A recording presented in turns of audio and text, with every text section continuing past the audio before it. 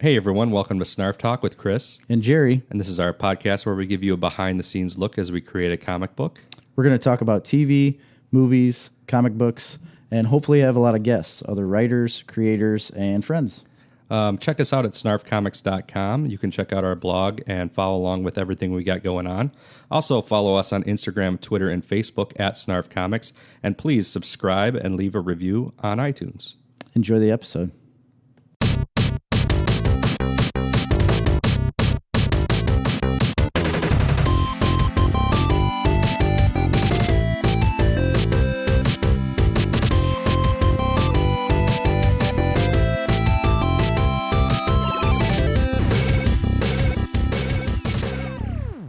Hello, everyone. Hey, we're back. This is Snarf Talk. I'm Jerry. And I'm Chris. Are we trying to be like NPR? Yeah.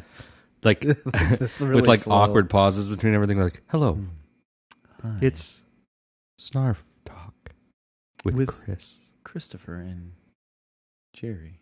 Very measured and distant. They're weird. Yeah. Like, do you think that's a planned thing, or is it just those weird people? No, what it is really self-involved douchey people just like to sound and act smart all the time. Okay. I guess I didn't know that. Well, dumb dummies like us, Right. we just don't care. We're just like, hey, everybody. Hey, got any cocaine? Not that we do that. We don't, guys. We don't. No. I'm in the government. I can't do that. Government. Okay. So it's just us today. Dude was supposed to join us. Well, he may still. We may. He take may. A pause. He may jump in halfway or so. He was. You may not even notice the change. We Yeah. might even just throw him in. We could be talking, and then all of a sudden I'm going to be super editor, and you're not even going to know that he wasn't here. Yeah. Because I'm going to take little snippets of his sounds and put them earlier in the podcast. Trick everyone. Ooh. You ever thought of that? Actually, so That would be a really cool thing to do. yeah, I could do that. It would take forever to do, but I could do it. But what I have thought of doing, and I've had people tell me we should do it, is that when we talk about certain things, adding like sound effects in the middle of the show. You know what I mean? We have Like a heavier produced show. You have. I downloaded an app for that. I paid for it. That was supposed to work with your GarageBand, and I don't know if you ever downloaded it or not, but it was a soundboard. Oh, and you could just like click buttons, and it was a huge soundboard. I have not downloaded this. Oh yeah, I'm sorry. I need to send it to you. Yeah, send it to me. I will. Good, because I want it. So I started a diet again. Oh, back in it. I am back on the old, and this is a really hot topic diet. Is it really? I think so. It's like a fad. Mm-hmm. I think it's becoming a fad, and it's the old Ketogenic diet. Yes, diet. I think it's probably a little past fad now. You think so? You think Yeah. it's like an established thing? Oh, definitely. I mean, it is a fad, but it's one that's not going anywhere. I agree. I don't think. So I've done the diet before. Yeah. And I did it. When did I do that? Almost a couple of years ago. It'd be like a couple of years ago this fall is when I first had started it. And got really hardcore into it, and I lost a bunch of weight. Yeah. For me. Now, here's the thing. When I tell you weights of mine, obviously, we all know I'm a smaller person, right? Right. So when I tell a lot of people, like, I've gained a ton of weight, people are like, well, you're small. It doesn't count. It does count. It's still weight. Right. So when I weighed myself recently, I weighed 173. That's the heaviest I've ever been in my entire life. And when I quit doing keto the last time, I weighed 136. Wow. So I've gained almost 40 pounds. 37 pounds. What's your recommended height for your weight for your height? Anything over 149 is technically obese. Okay. For my height. Yeah. I mean, I'm in the obese category myself. No, and that's like medically, you know, everybody takes that with a grain of salt because you don't. I mean, I definitely do not look obese, and you definitely do not look obese. You know, you think of obese people as like all of the people that ride carts in Walmart. Like, well, I ride those cars. Oh, you do? Yeah, I wear I wear a muumuu. And you wear those socks that help. The diabetes socks and the muumuu, and I ride around on the scooter. And actually, instead of beeping the horn, I just moo at people. I'm just like, moo, moo, moo, moo. That would be good. Well, we're going to have to videotape that now. You mooing at people in Walmart. So I did the ketogenic diet too. I was really, really into it for almost 8 months, maybe. Yeah. It was right before we had Jet, my youngest, who's like 18 months now. And I lost 75 pounds over 6 months. That's an incredible amount of weight. I went from like, I don't remember the exact numbers, but like it's almost 12 pounds a month. 275 to 215 or something like that. I don't remember exactly what it was. And then we quit. If you were at 275, you would have been at 200 even. Oh, okay. Well, I didn't lose that much then. I got down to like 210, 215. Okay. So either way, 65 pounds, whatever. Yeah. And then we both got off it when Marley got pregnant. And I'm like, that's fine. I wasn't too worried about it. I'm just like, I'm cool with just like slowly gaining back all the weight. And that's what I did too. And then I was really into that actually, because I was skinny and in good shape, and I was like, I can just eat whatever I want and I'm going to do whatever I want for an extended period of time. Right. And then I'm like, and then I'll just go on the diet again and lose it all again. Yes. So I'm like just on the precipice of starting that again because I did it a little bit last year for like 3 months and I lost about 25 pounds. It goes pretty quick. It comes back quick too because I've gained all that back. But I've been eating really terrible for the last 2 months. So and I was too. And it got to a point now since I'm as heavy as I am for my weight. Literally none of my clothes fit me the way I want them to fit me.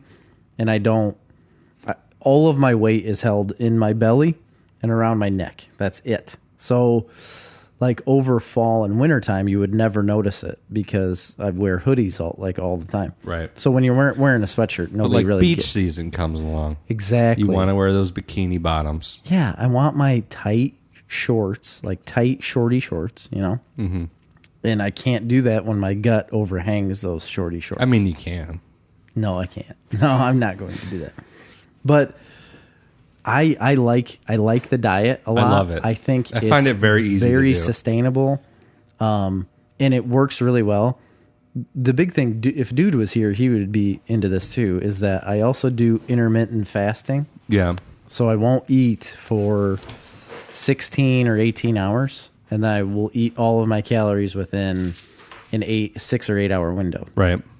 And I did that as well. I love it. I actually normally just do that, but I haven't been doing that the last 2 months. Here's the weird thing about this, okay? When I'm in the middle of a fast or like later into this fast, right? I am like ready to rock and roll. Like I'm so focused. I feel so focused and like aware. Mm-hmm. It's great. And then I notice that once I eat, I don't think I'm eating the wrong things, but I notice once I eat, I'm kind of like, slow down a little lethargic. And it's from an insulin or like a glucose, like insulin response. Are you talking about glucose during the diet or off the diet? Yeah, during it. Like right now, like once I'm fasting and then I'll eat lunch or whatever meal I eat later in the day. Once I eat that, afterwards, about an hour afterwards, I'm like kind of slow. Mm-hmm. And I get this like lull. That's pretty normal. I don't know if it's because I'm so, it's like in the beginning of my diet phase because it hasn't even been 2 weeks.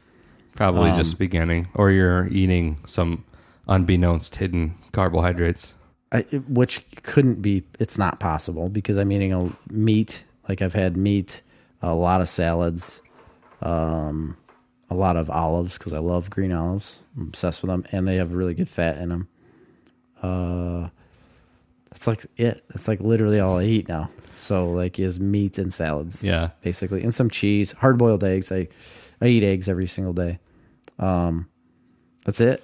Yeah. So I mean, I love keto because I find it super easy. I enjoy it. I feel amazing when I'm on it, and I lose weight very quickly. I do have a couple concerns that of my own, and that's that like I am very much a problem of mine is that I do dirty keto. They call it dirty keto. Okay. So I'm eating a lot of things that I shouldn't be eating. Like processed meats. Oh yeah. Like cheese, a lot of cheese. Yeah, you can eat cheese on it. Yeah, but you shouldn't eat a ton of cheese. Like tons of cheese. No, yeah, you shouldn't. Like the main things I'm eating are processed meats and cheeses. Oh, okay. Like you can have some like salami. You can have a lot of salami is good, but it's not good for you. No processed meat. I mean, it's not like, okay, I'm not saying processed meat's terrible for you, but just like anything, moderation is key. So if you're eating tons of processed meat like salami and stuff like that, I mean, that's not healthy for you. They do have carcinogenic qualities to them. If you eat lots of processed meat, it does raise your risk for lots of things. Sure. So yeah, that's true. I mean, that's debatable, but that's how I understand it anyway. It's not the same as eating like a piece of fish or even chicken, but like really, I mean. Oh, speaking of chicken, so we're gonna get like I like talking about this diet, and so because of this diet, I love chicken wings, like wings and legs, whatever, but fried chicken wings. Yeah. So I bought some today, brought them home. I'm like, I'm gonna make these. I don't like frying them. I like baking them in the oven. I have an air fryer and it makes them amazing. See, and that's what I should get. It's just an oven. People need to stop. It's a convection oven. It's just a convection oven. So I have a convection oven. My oven is a convection oven. Yeah. So it's the same thing. I turn the convection part on and it works really well. But I was reading this thing, like if you add baking powder to your wings, so you dry them off really good, you put baking powder in with them, with seasoning and whatever else you want on them, and you mix it all up, and then you bake them that way, and they get really, really crispy because it dries the skin out so much. Like the outside of it dries it out a ton. So it's almost like it's fried. Right.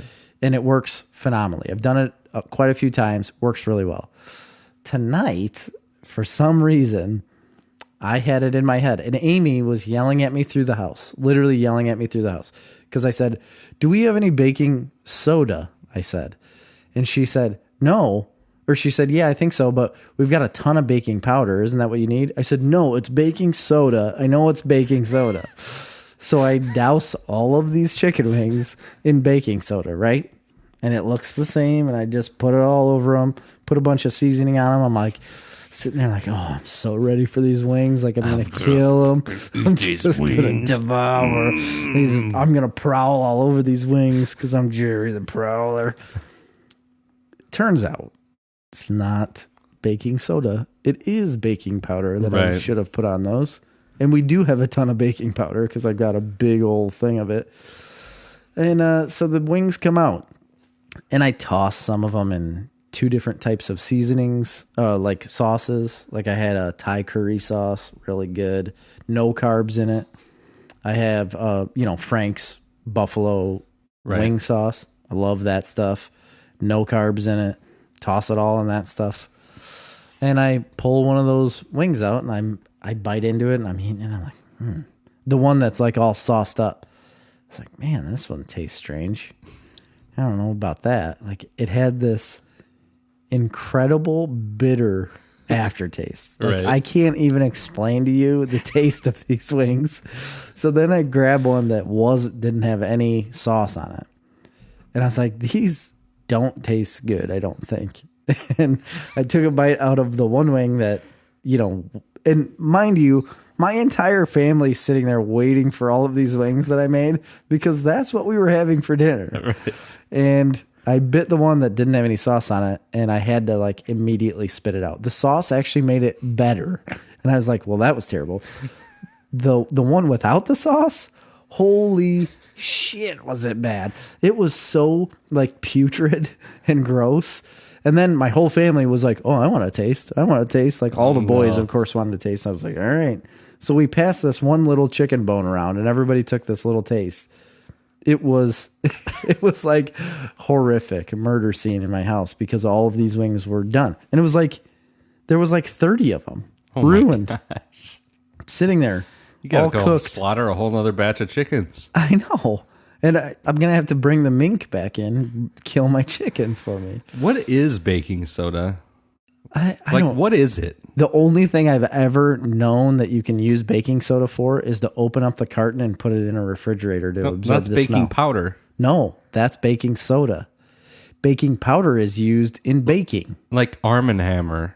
Yeah, baking soda. That's baking soda? Yes. Baking powder is completely different. Okay, baking soda is the one that comes in the box, and baking powder is the one that comes in the can? Correct. Oh, okay. Yep. Baking powder you use to bake, and it... So is baking soda the one you use, I believe they call it toothpaste, leaven. like people brush their teeth with it? Yes. Okay. Yes. And it Sodium is- bicarbonate, used for cooking, cleaning, and toothpaste. Yeah. So you do It's a cleaning use... agent. We've used it to clean, like one time one of the kids peed on their mattress. It absorbs and we put that odor. back. Yeah. We've done that for vomit. Like Grady puked all over the couch one day, and it was like all in the couch, and we're cleaning it and cleaning it and cleaning it, and it was not. It still smelled like This puke. is interesting. But you just dust baking soda all over it. It does and work. Leave it there for a couple hours and then vacuum it up, and it works like wonders. Baking powder is a mixture of It baking is. soda Yes. and cream of tartar. Yes. So, which is a byproduct of the winemaking process. Really? Yes. And cream of tartar is full of potassium. Is it tartar or tartar? I say tartar, but you can say Cream of tartar. cream of tartar. Creme de tartar. And you can only buy cream of tartar in those little itty Yeah. bitty little. So you could round- make your own baking powder you, and yeah. save some money. Had I known of what I was doing at the time, I would have done it correctly. It's used instead of yeast. What, cream of tartar or? Baking powder. Oh. So you know how lots of times when you bake, you don't use yeast? They call it I believe they call it a leavening agent. Okay, well that's like a yeast Yeah. alternative. So it makes things rise. Yeah. It makes a bunch of things rise. Have you ever had unleavened bread? Yeah. I think they talk about it in the Bible. Unleavened bread is like naan bread. Yeah. It's like flat. Yeah. And cooked. It's just like bread, but it's flat. It doesn't rise. We had this bread in Ethiopia when I was in Ethiopia, and it was like Naan. It's naan bread. that's what it was. Yeah, I know. That's what I'm trying to tell you. Like, I'm looking at you. But that across was the made out table. of teff. I don't know. It's made out of teff. Like it's a grain that they grow in Africa and in the United States. Explain to me what teff is. It's You're gonna like have a to look it up. grass. Teff flower. I don't know. It's a plant. It's like like wheat. Oh, it is like so. It is like in the family of grass. It's sorghum, in the family corn. of yes. Teff is a fine grain about the size of a poppy seed that comes in a variety of things. It's ground into flour and it's used to make. Oh, it wasn't naan in Ethiopia. It wasn't. It's injera, Which is a naan bread. It's probably the same. A flat pancake like fermented bread. Yeah. And you rip it It's off like with your hand and you dip it in like the variety of gross Right, or- sauces and disgusting. You didn't like the food? In Ethiopia? Yeah. Oh no, it was bad. No kidding. Oh yeah. I mean, I bet an Ethiopian restaurant in the United States is very good, but not where we were at. Oh, no kidding. No, we had this. It's just very bland. Like not. So No there was this one night taste. where it was me and my dad, and there's two other ones of us, and we were like out in the middle of nowhere. We were actually driving around with the guy who was like the head of. He owned a John Deere dealership. He owned a In couple. Ethiopia? Yeah, in Ethiopia. No kidding. And he was like the only John Deere dealer in Ethiopia. And the problem they had there is their currency isn't traded on the exchange with. Okay. So it's very hard for them to get the capital. They have to buy, essentially have to buy US dollars In to order then to- buy a tractor to like floor plan it so that they can Wow. sell it. But they're selling it then and they're getting their Ethiopian currency. So And they- there has to be like that has to be a huge markup, like for them. Oh Like, yeah, they it's a have huge to, markup. It's a total huge money maker, Right, if Because they get a can't even tractor- get as I mean, they could sell as many tractors as they can get. The problem is they can't get U.S. dollars to buy the tractors because they're selling Okay. the tractors and getting Ethiopian currency for them. right. You know, Yeah. so then that's- they have to like trade that currency because it's not a traded on the exchange currency. Anyway, Okay. So we're driving around with this guy, and so we're out in the literally the middle of nowhere, and we're staying at this like little hotel out there. And so one night he's like, well, we're going to go over to this village, whatever, and they're cooking dinner. It wasn't like a thing like, hey, we're going to take you Americans to see, it was just literally like a group of people that are like, we're going to have a bonfire and cook dinner and whatever. You want to go over there? And we're like, yeah, we'll go over there. So we go over there, and it's just like pitch freaking black. It's so dark. And they got the fire going, and they got this big like metal pot pan thing on the fire. Yeah. And they're just cooking stuff in it. And we're like, whatever. We're all sitting around. They're doing, everybody's bullshit. So then they bust out. They're like, oh, well, we got some of this honey mead that we made. And like, we're all going to drink. That's like old school drink. Yeah, we're all going to drink it. There's a guy in Dwight that makes mead. So they're like passing it around. They're giving it to us. And this is the most vile, putrid drink. It's like refined. They take honey and some other crap and puke it and just leave it outside for like a month. And so it's like the raw fermented. It's just, that's what you're drinking. Oh, and so this keeps coming around, and like me and Paul and my dad, we're Paul Jeske was with you? Yeah, I didn't know that. And we're drinking this, but they're all like excited that we're there, so they're like want to see us drink a ton of it. Right. So we're like drinking it, but like it's so hard to keep it down.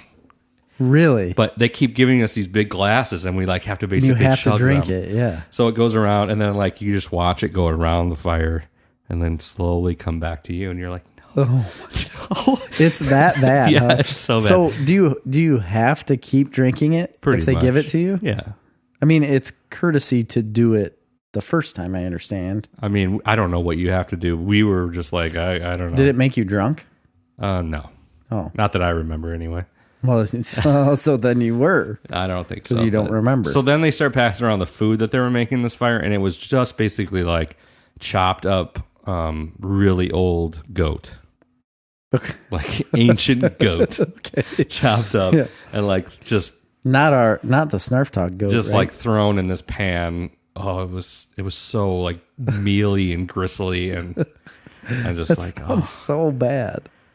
Yeah. Sounds so bad. And then, oh, man, there was another time we were at this dude's house, and this was one of the times when we went to like one of those poor villages on a trip, and I feel like so much of that is like set up for you to experience in a certain way. Maybe, but it could be whatever the case is. We went to the thing. We're sitting in the guy's house, and he's got this like bowl of like fermented rice milk stuff. Oh, okay. And it was putrid. I mean, rotten. Yeah. And me and my sister was there too, and we were just drinking out of this bowl. And Becky? No, Kristen. Oh, okay. We're drinking out of this bowl, and it's like unbearable. It's like unbearable. But this guy was. Why were you drinking it? Because he gave it to us. I mean, this guy. This guy was literally an impoverished person, so we had to drink it. I didn't know the other people we were with around the fire. Yeah. They were just people. Yeah. So we probably didn't have to drink that, but this we had to drink. It was bad. It was rough. It was like close your nose and just gulp it down as fast as you can. Oh gosh, I couldn't. I don't know if I could do it. Yeah. Oh, you could, because I did. So that sounds terrible, but I mean, and then it was over. Whatever. But now you understand like what they eat and drink. You know what I mean? Like they eat and drink that stuff. They basically just eat cornmeal and then drink that. In that place, where we were there. How did they get any other nutrition? I mean, they can't be. He can't be well. Yeah, I don't know. It certainly wasn't like a situation where like, I know there's lots of poverty in Ethiopia, but a lot of that poverty is caused by choices. Whether it be, I'm not saying it's the poor people's choices. It's more government choice. But a lot of it's government based. Yeah. And a lot of it is people staying, the regions where the worst of it's happening, and I could be wrong, but this was my understanding at the time. There's regions where this is really bad. Like there's parts of Ethiopia where there's vast crop surpluses.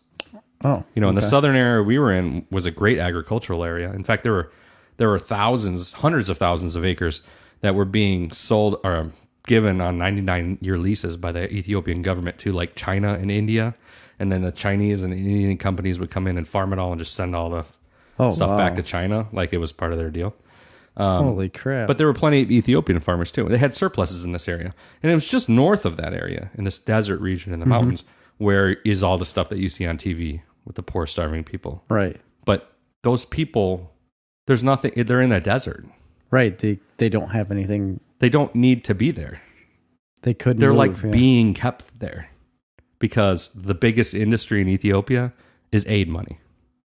Oh, really? Yeah. I mean, that's the industry there, is aid. Like you go to Addis Ababa and there's these gigantic complexes that's each country's aid organization and each church's aid organization. And that's what spins the wheel. Yeah. That's what greases the wheel. Well, there. so have you seen that documentary on Netflix about aid? No. Like foreign aid?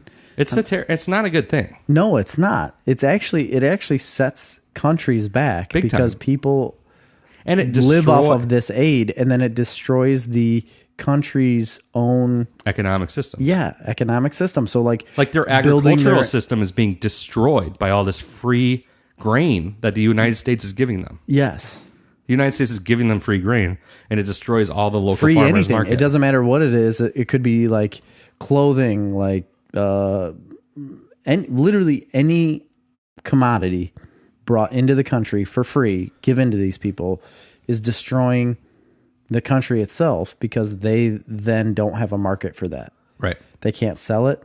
Like I can't sell you the same thing you're getting for free from another country. Right. You know. So that's why when we were there, it was with this organization called Foods Resource Bank. That at the time we had a project here in Mazan. My dad was the president of the company, of the charity. But anyway, that's what we were there for.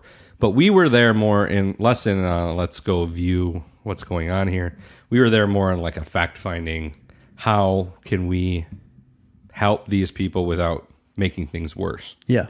So the whole kind of goal with Foods Resource Bank was to provide help to local farmers. Okay. And kind of in a way to hook up farmers here with farmers there. Sure. Because when you do that, you realize that they're exactly the same. They have the same concerns. Absolutely. They worry about the same things. Doesn't matter about they region. say the same things. Yeah. I mean, it's really wild. It's the same. Because you go to the middle of Africa and you meet a farmer there, and they're exactly like your next door neighbor who's a farmer, pretty much. No kidding. That's neat. That would be neat to see. But, I mean, we were focused on project-based stuff. So, like, building grain storage, like, almost like helping them form a, almost a cooperative to build storage for their grain, or to help them develop markets, or help them get better seed, or help them get better genetics. They don't have like good storage or anything. Not in like a that. lot of places, no, that was a problem. So what do they do with it? They bag everything. Everything gets bagged. So it's a very small scale operation then. Not always. Like, how do they bag on large scale?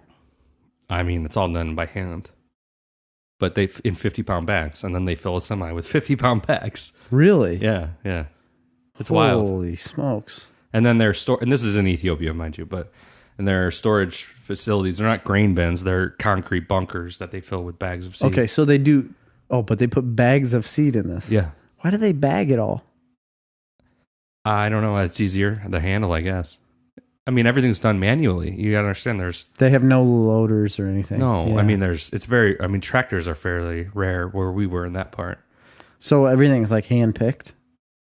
Yeah, for the most part. I mean, in this area of small farmers, but around the corner there might be an Indian outfit that's farming 100,000 acres with gigantic equipment. Really? Yeah, which a lot of the times it's just left for dead in the middle of the field because there's no mechanics or low sulfur diesel. Yeah, there wouldn't be any diesel fuel. Yeah, but see, and then a couple of years later, I went to Southern Africa, to Zambia, which is closer to where Amy went, and that was completely different. That looked more like, American agriculture. Did it really? Yeah, it was larger scale, but westernized, I guess you'd call it. Larger scale, but largely white farmers.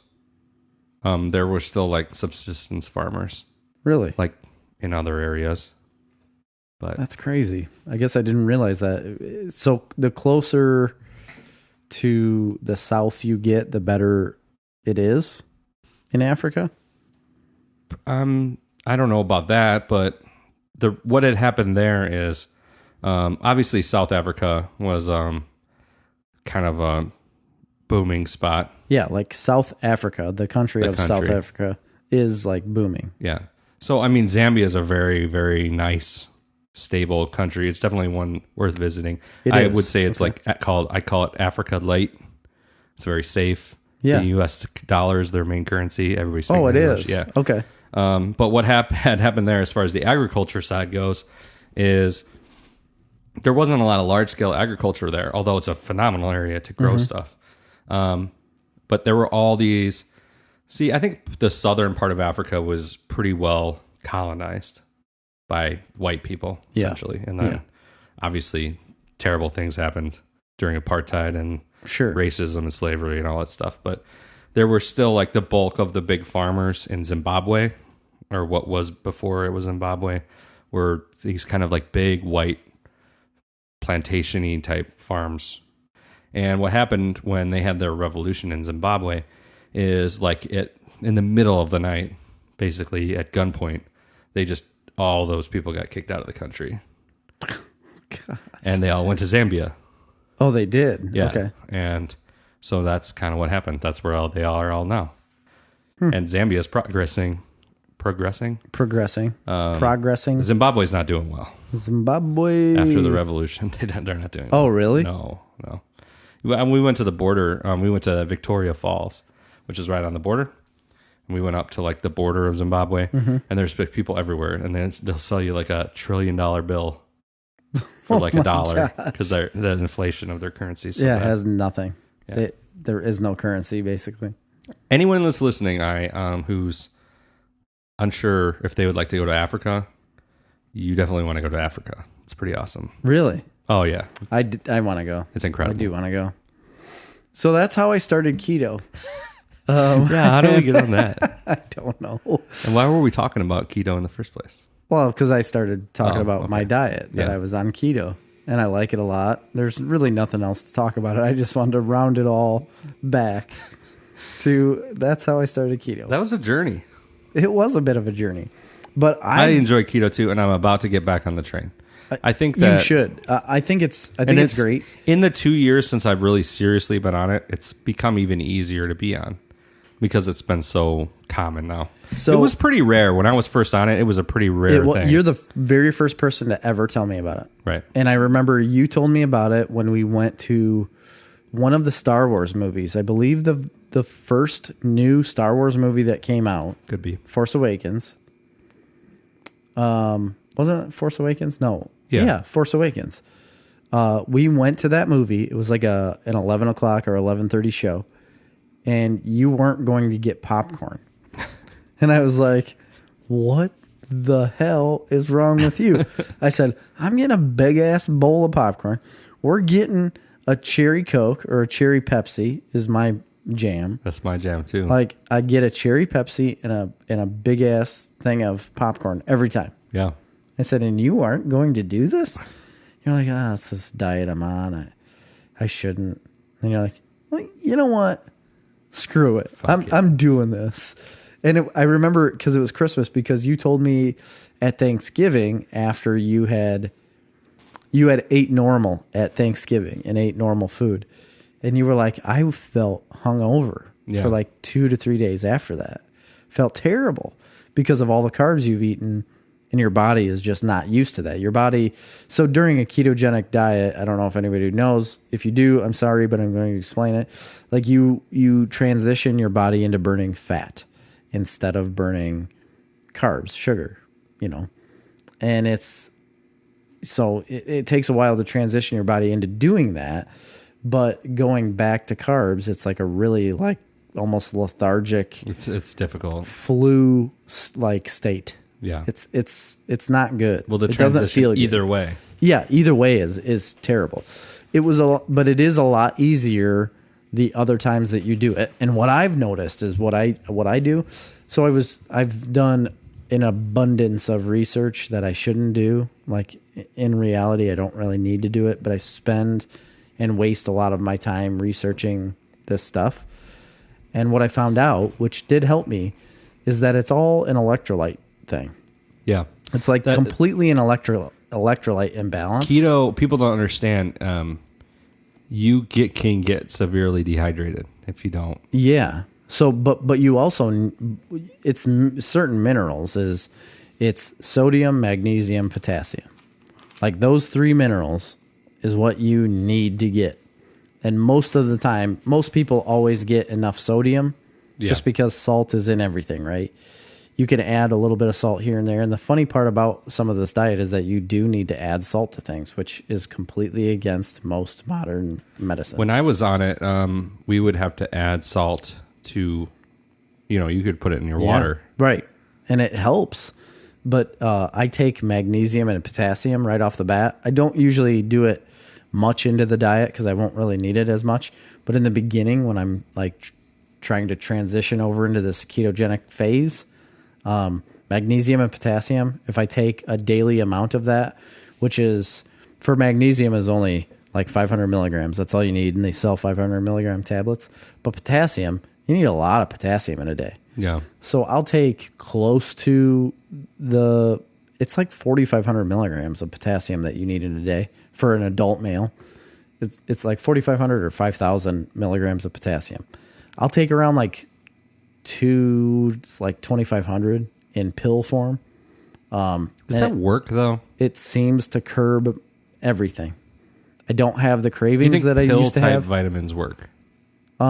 It's just straight potassium, so it's not a vitamin. It's not necessarily a vitamin. Right. It's only potassium. That's all it is. I'm not taking a multivitamin or anything like that. Why don't you get potassium? Because isn't like potassium in a lot of vegetables? No. What about like spinach? No, that's like vitamin K and I think vitamin C's in spinach, and I think there is some potassium, but it's not in the quantity that you would normally get. Okay. From what I don't know. I don't know what foods have what in them. I just know that when I started taking a bunch of potassium and magnesium, like I felt 1,000 times better. I didn't have that like flu-like symptom. I wasn't as tired. It did help a lot. Yeah. See, ever since the first time I did keto, I haven't really had that issue again. I can go on and off of it, and it doesn't cause me any side effects. Maybe a short, very quick, a little lethargy, but it's been a little while since I've been on it. And this time, the very first day was starting to kick my butt. So I was like, good thing I got these random pills that I can take. So are you going to start, since you're doing keto, so you're going to get healthy? Yeah. Are you going to start getting swole? Are you going to start working out? So you're saying I'm not? Because I thought I'm serious. Are you going to start exercising? I should. I do enjoy. I used to enjoy running a lot. I never went to. It's a time I did thing, go to right? the gym. I did go to the gym a lot. Here's the problem is that I went to the gym a lot, and I would to the YMCA in Morris actually, because they've got like daycare there. Yeah, it's like an open daycare. They can do whatever they want. You could see them through the window. And at the time, my kids were a lot younger, but they enjoyed it, and I enjoyed it. But I also worked a swing shift, so I could be there during the day like a normal person. Like I could go anytime during the day, and then Amy would come home from work, and I would go to work like in the evening or at night or whatever, and it was fine. But when we're both on day shifts and have to either go pick up the kids and figure whatever else is going on in the evening, like it is literally almost impossible unless I went so incredibly early in the morning. Then for me personally, I would have to go to the gym in the morning and be home in time to then get my kids ready to then go back to Morris to take them to the babysitter and go to work. It's just not something I want to have to do. That's my problem too, is there's like, first of all, we live a long ways from any real gyms. That's the thing. Even further than you. Yeah, you do. Yeah. And about like 4 to 5 miles, 4 miles. And it's just not a realistic thing. No. Unless I'm going to work out at home, which I could. Everybody could. We have a treadmill. There is always an excuse to not do something, and there is always a rebuttal. Body weight exercises are like the best exercises for you. Yeah. Pull-ups, push-ups, sit-ups. Me personally, like I could just get up in the morning, really, and run down my road and back. Yeah. Like to the corner, you know, how Dwight Road has the corner, obviously. Like if I go around to the corner and go to Ghanem's tree line, they've got a little, you would know the name. It's not arborvitae, it's like a spruce of some sort. They got blue spruce. Is it blue spruce? Colorado blue spruce? Yep. Mm-hmm. So if I went to that tree line and then turned around and came back, it's 1 mile. Yeah. It's a half mile to their tree line, half mile back.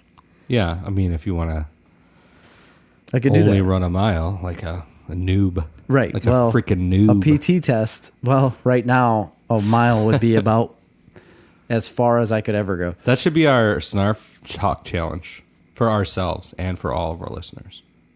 Is like get a little bit healthier? No, we should do a competition. Like a weight loss or a percentage, No. body fat percentage? Nope. A running? Yes. Running? Yeah, running.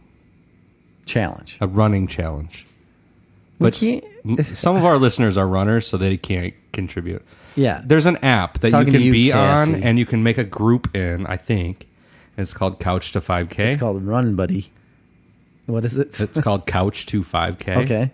And it, like, over the course of, like, 3 months, gets you from nothing to being able to run a 5K. 5K. That's Even though like- I could run a 5K tomorrow, but No, you couldn't. I You 100% could. You could participate in one. You couldn't run the whole Yeah, I'm a good runner. I could run one. I would hurt for weeks. I But I would could challenge you. definitely run an entire 5K I right would now. challenge you tomorrow Listen, Jerry. for both you of have- us to run a 5K tomorrow. You have no idea. I guess I don't. Like, I, out of the blue, there would be a little while ago, I'm like, I'm going to start running again. And I just went over on the treadmill and I just ran 2.5 miles. No That big is deal. completely different than running outside. Well, I never said you had to do it outside. Treadmill, outside, whatever. I don't care. I've never heard of anybody doing a 5K on a treadmill. Do you ever see big 5Ks happen? You don't need to do a 5K for with a group of people. I don't want to do that. I just want to run 5K. 5K is outside. It doesn't have to be. No, it's outside. You're not doing it on a treadmill. I don't have a treadmill. What's the difference?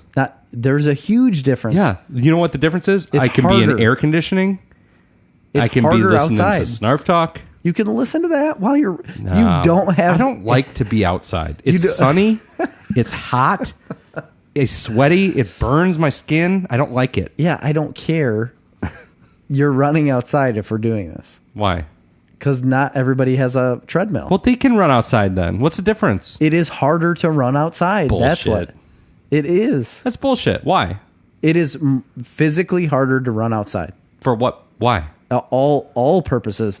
There's actual wind against you. There's different hills in different situations. If you're running on like a Well, I'm roadway not like running me, on any hills.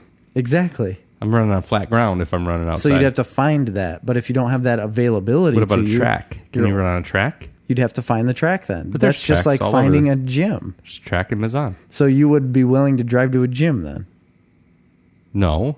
but you're willing to drive to Well, a I have track? to drive somewhere. I can't run outside at my house. I live on a busy road. You could run directly in the middle of Grand Ridge. You could with all those crazy people out there. Anyway, forget It would be outside. Fine, I'll run outside, but I don't know Good. when I'm going to run outside because I have an aversion Every to anything day. over 70 degrees. Every day. You have to be outside every day of your life. Yeah, and I hate it. Why? Most of my life is spent waiting till I can get inside to be in air conditioning. My entire life is waiting for air conditioning. Even in the wintertime. I'll I like just care. wait to be I in know. the I'll air wait. I'd conditioning. wait for winter too. I wait for winter and air conditioning. That's what I like. I don't like anything over 70 degrees. You're the worst.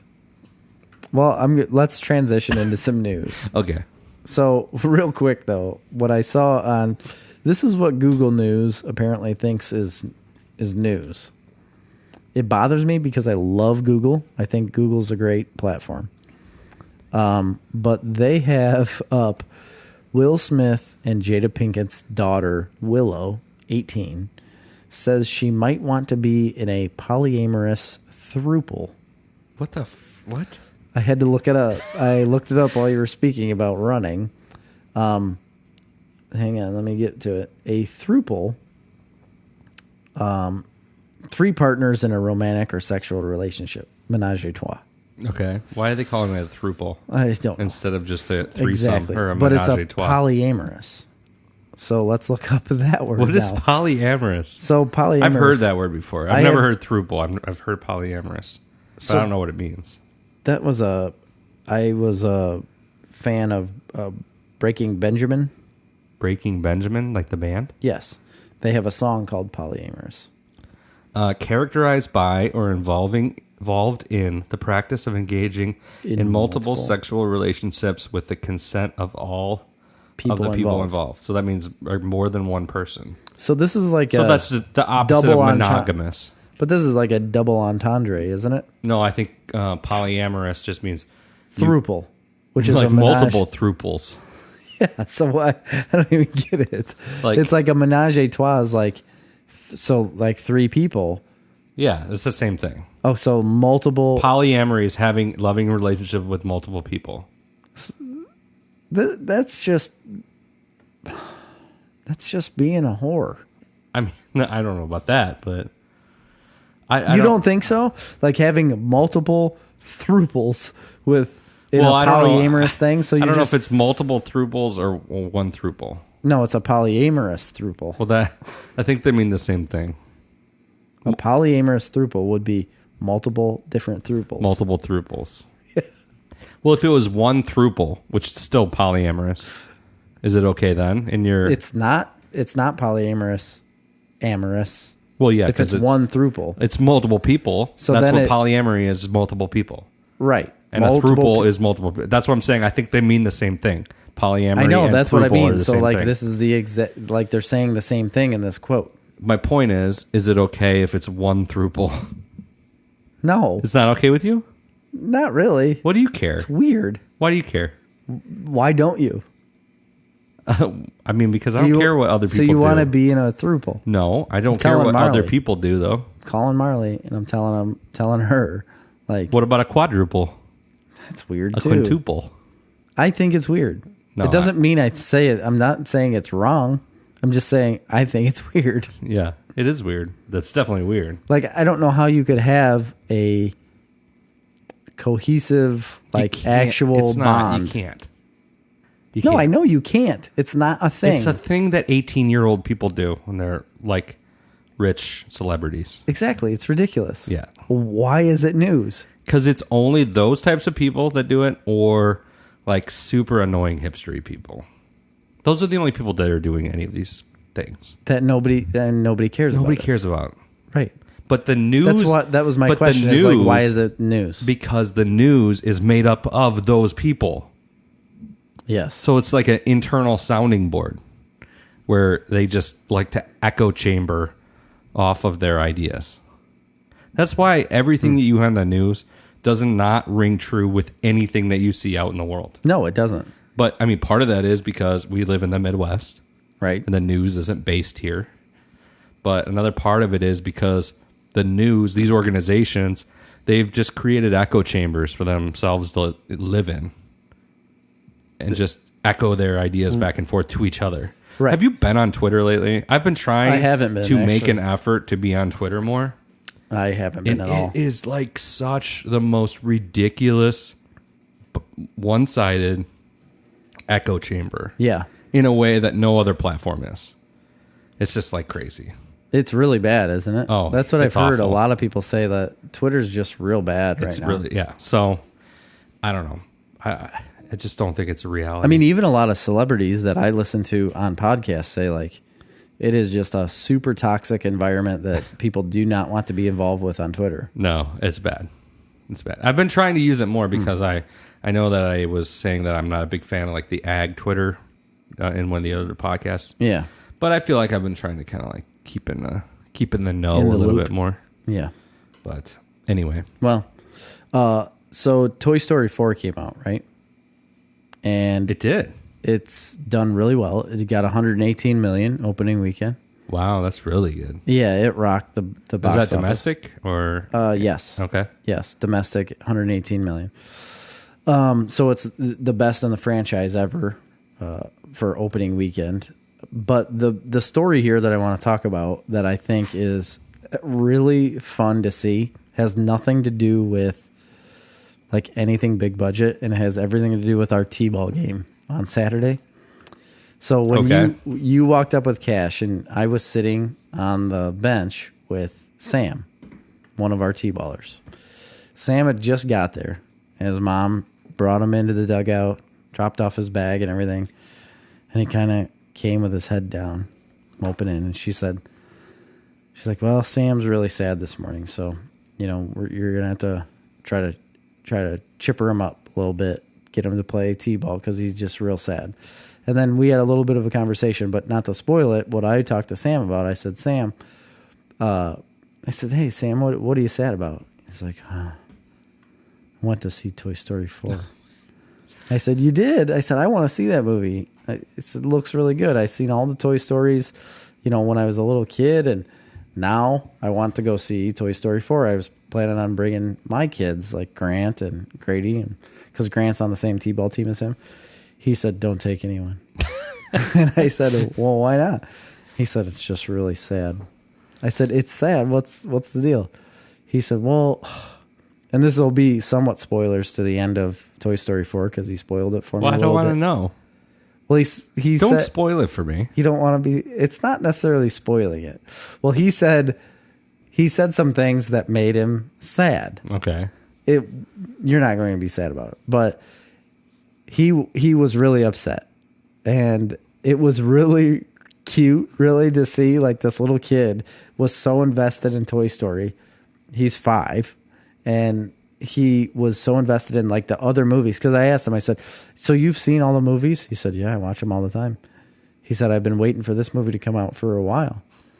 I said, really? He said, and then I went to see it, or he said saw it. I went to go saw it with my cousins, and it didn't go the way I wanted it to. He was so distraught over this and funny. Like I haven't quit thinking about it. Yeah. It was really cute. That's funny. But it had a phenomenal opening weekend. Yeah. What are the reviews like? I've heard I haven't even really looked, but I think they're decent. I don't know. I'd like to see it. I don't know if I'll get a chance to see it in theaters or not. I don't know if it's the best rated Toy Story. But Mark Bernardin went and saw it. It's getting a 98% on Rotten Tomatoes.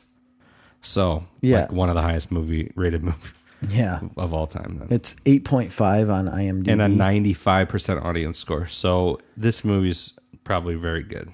Yeah, it's doing well. Yeah. So that shouldn't really. There were some other. I don't know if you have other movie news, but there was a couple other big, like it kind of snuck up because there was like some big releases over the last couple weeks. Was there? Yeah. The new Men in Black movie came out. Oh yeah. It did terrible. Terrible reviews. Terrible box office results. Yeah, that was another thing that Mark Bernardin talked about, and he said that Chris Hemsworth was just kind of a dick.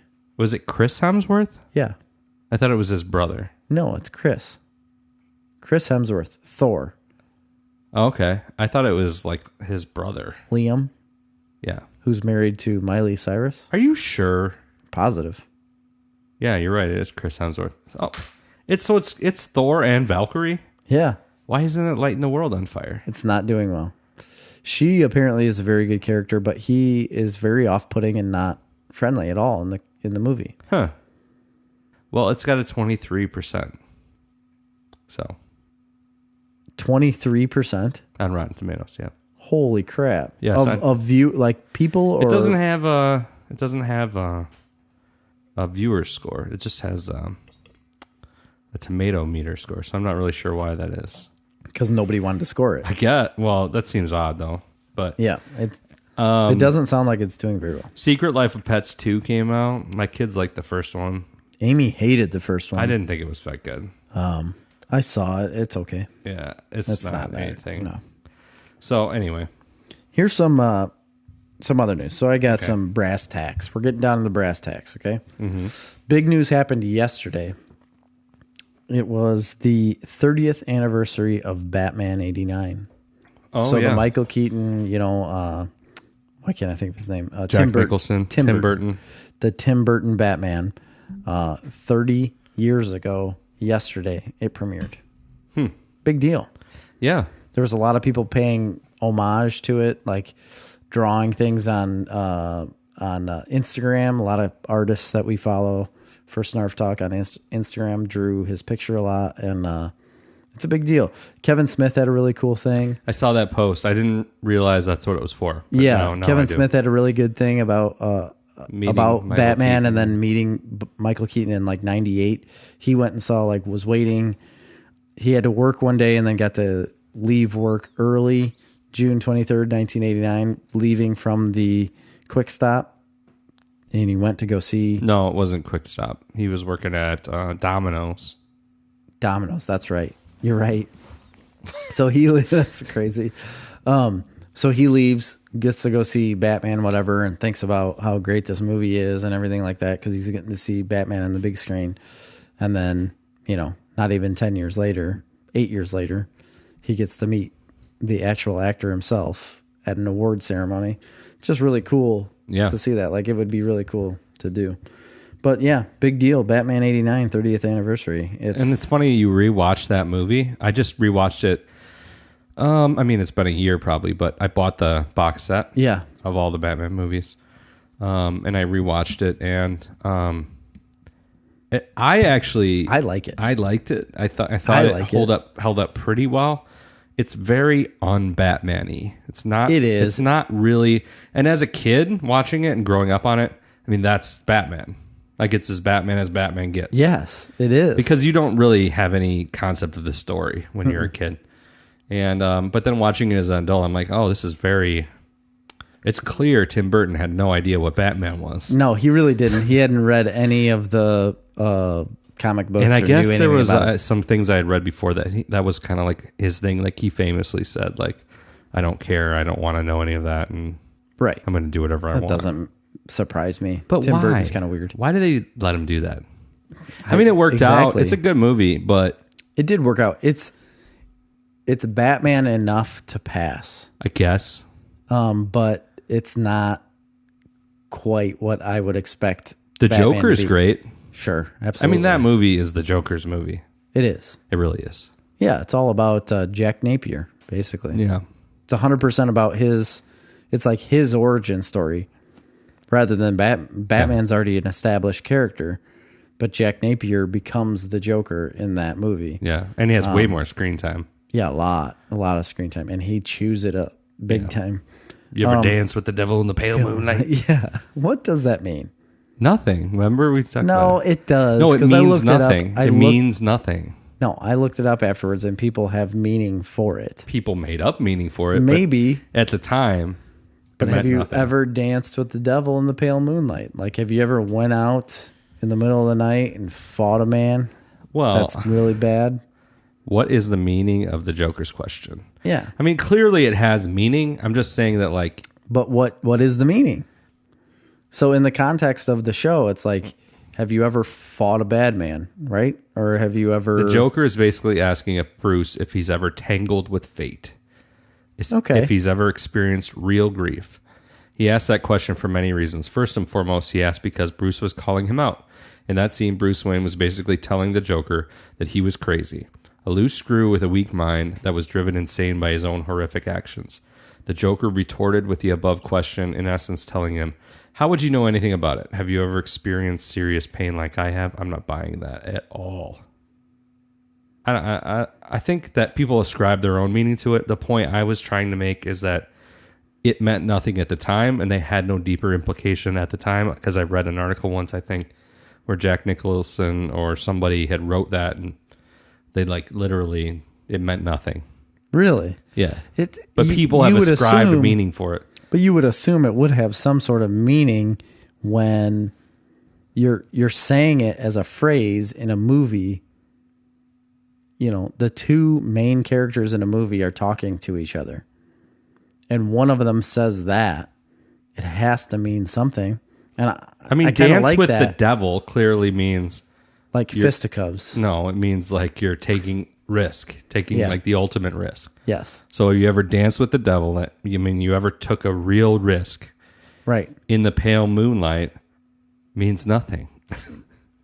Yeah, I don't know. I like the way that guy described it, even though he doesn't understand This is just that. literally one guy on No, I Reddit. understand, but I like the way you described that, even though like the Joker at the time doesn't understand that Batman's lost his family before.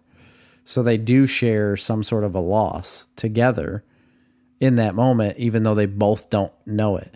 But Bruce Wayne does understand the loss because he was the one that was holding his hand, trying to save him from falling into that goop. Right.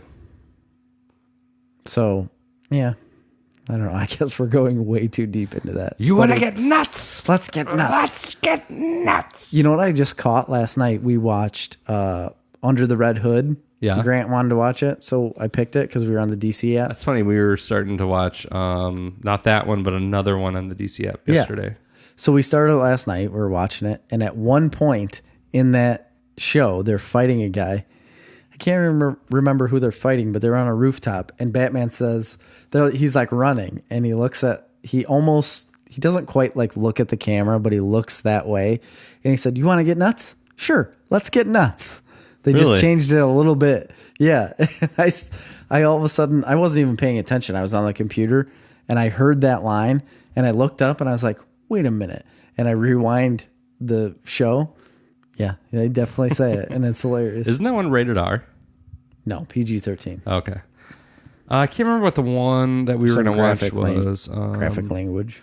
Maybe one of the Superman ones, which I hadn't seen. Reign of Superman or something. I wanted to start Batman versus Teenage Mutant Ninja Turtles, which came out for rent. Like, is that a movie? Yeah, it's a movie. Because it's been a comic book for a little while now. It's a movie. Yeah, it's out now. It just came out. Is it on the DC app? No. Oh, okay.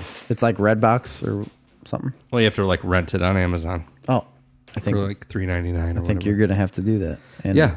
I am. So next little bit of news here. Netflix has a movie coming out, another comic book movie. Okay. And it's something that I've read and I enjoy thoroughly. Okay. It's called The Old Guard by Greg Rucka. I gave a little bit of a review. You talked about that. I haven't read it. It's so good. The first time I had heard about it actually was when it's like a little mini. It's like a mini series. It's only like 8 issues. When's that coming out? They didn't give a drop date. I think it's 2020 that it comes out. But I think it's in production. But it stars Charlize Theron. She's Charlize Theron. She's the main character because the main character of The Old Guard is a woman. She's like the oldest of the Old Guard. They're all people that have been warriors. She would tell Ejiofor is in it too. Yes. He was in Doctor Strange. He was? Yeah. Oh, is he he's the bad guy? Right? No, I don't Yeah, think. he's the was bad he? Yeah, he well, was like the bad he guy. becomes the bad guy. Yes, you're right. Like at the end, he's the bad guy. Yes. I think that's really cool. I'm super excited about it because I loved that comic book so much. It's really, really neat. It was like Lazarus, but all of them are the Lazarus, and there's nobody else that are Lazarus. Okay. Like, they travel through. They kind of travel through time. Like they never die, and they just go and fight these really bad people. And it's the Old Guard. It's just these certain people that are in the Old Guard that have been alive for X amount of years, like thousands of years, right? Because of a curse, some sort of curse that was put on them because of what they've done. And then they have to just live their lives doing this. They have to fight for the Old Guard and get rid of people that they're told to get rid of. It's almost like a SEAL team, or like they're like a special operative team, basically, right? That go throughout the world and just murder people. Sweet. And they are alive forever, and they never die. Seems like, but in the comic book, there's some things that happen. But it's a short run. It's really good. I was hoping for it to come back because I didn't feel like the story was really wrapped up when they finished that, but I guess it was wrapped up, and they're going to make a movie out of it on Netflix. Charlize Theron, and I like the Old Guard, so that'll be really cool. Sweet. So J.J. Abrams has a company. It's called Bad Robot, right? They make a lot of movies. Like it's a huge company. Like the Star War. Right. So Bad Robot makes a ton of movies. The thing is with Bad Robot, there is another corporate company that owns them at the time. He like sells the company to them. He owns it, but it's operated through another company. So because they're just a production studio. Yes, they're just a production Well, studio. I don't know if it's a studio. It's like a production company. So he owns the production company, but there's an overall corporate company that owns them, kind of, or that runs them, I guess. I don't know. Rents them? I don't know. He has the ability of selling the company to people, and like a contract is up, and he like offered the company out. He still owns it, but he's selling it off to people. Turns out Warner Brothers ended up buying them for $500 million. Jeez. So J.J. Abrams just banked $500 million. And they made... So J.J. Abrams' wife So wait a second. So is it actually the fact that it's being sold, or is it just like he's doing a multi-picture deal? No, it's not a deal. It's like it was a selling thing. Okay. So Warner Brothers is going to, I'm not quite sure. I don't know if it's like own them or rent them for a portion of time, basically. Like they're going to operate under Warner Brothers. Yeah, I think that what you're thinking about is like it's not like a production deal. So they're like making a commitment to Warner Brothers to make like their next 5 movies with them. It's more than that. Or 10 movies. And TV shows, and because they do a lot of TV shows. They do a lot of TV. What I was told is that it was like a purchase. Okay. Well, I'll go with that because I know nothing. So, but Warner Brothers did it. I heard this on Fat Man Beyond. Mark Bernard was talking about it, and he was saying, like it was done. But J.J. Abrams' wife runs Bad Robot, and there was a guy, I can't remember his name, that works for Warner Brothers. And she said, if this deal is going to go through, you got to get rid of that guy. Because apparently he was like part of the whole Me Too movement where like he was one of the people that was like forcing women to come in and audition certain ways. And so he's a creeper. Going on like yachts and making other like women come on the yachts in order to get parts and stuff like that. And it was proven.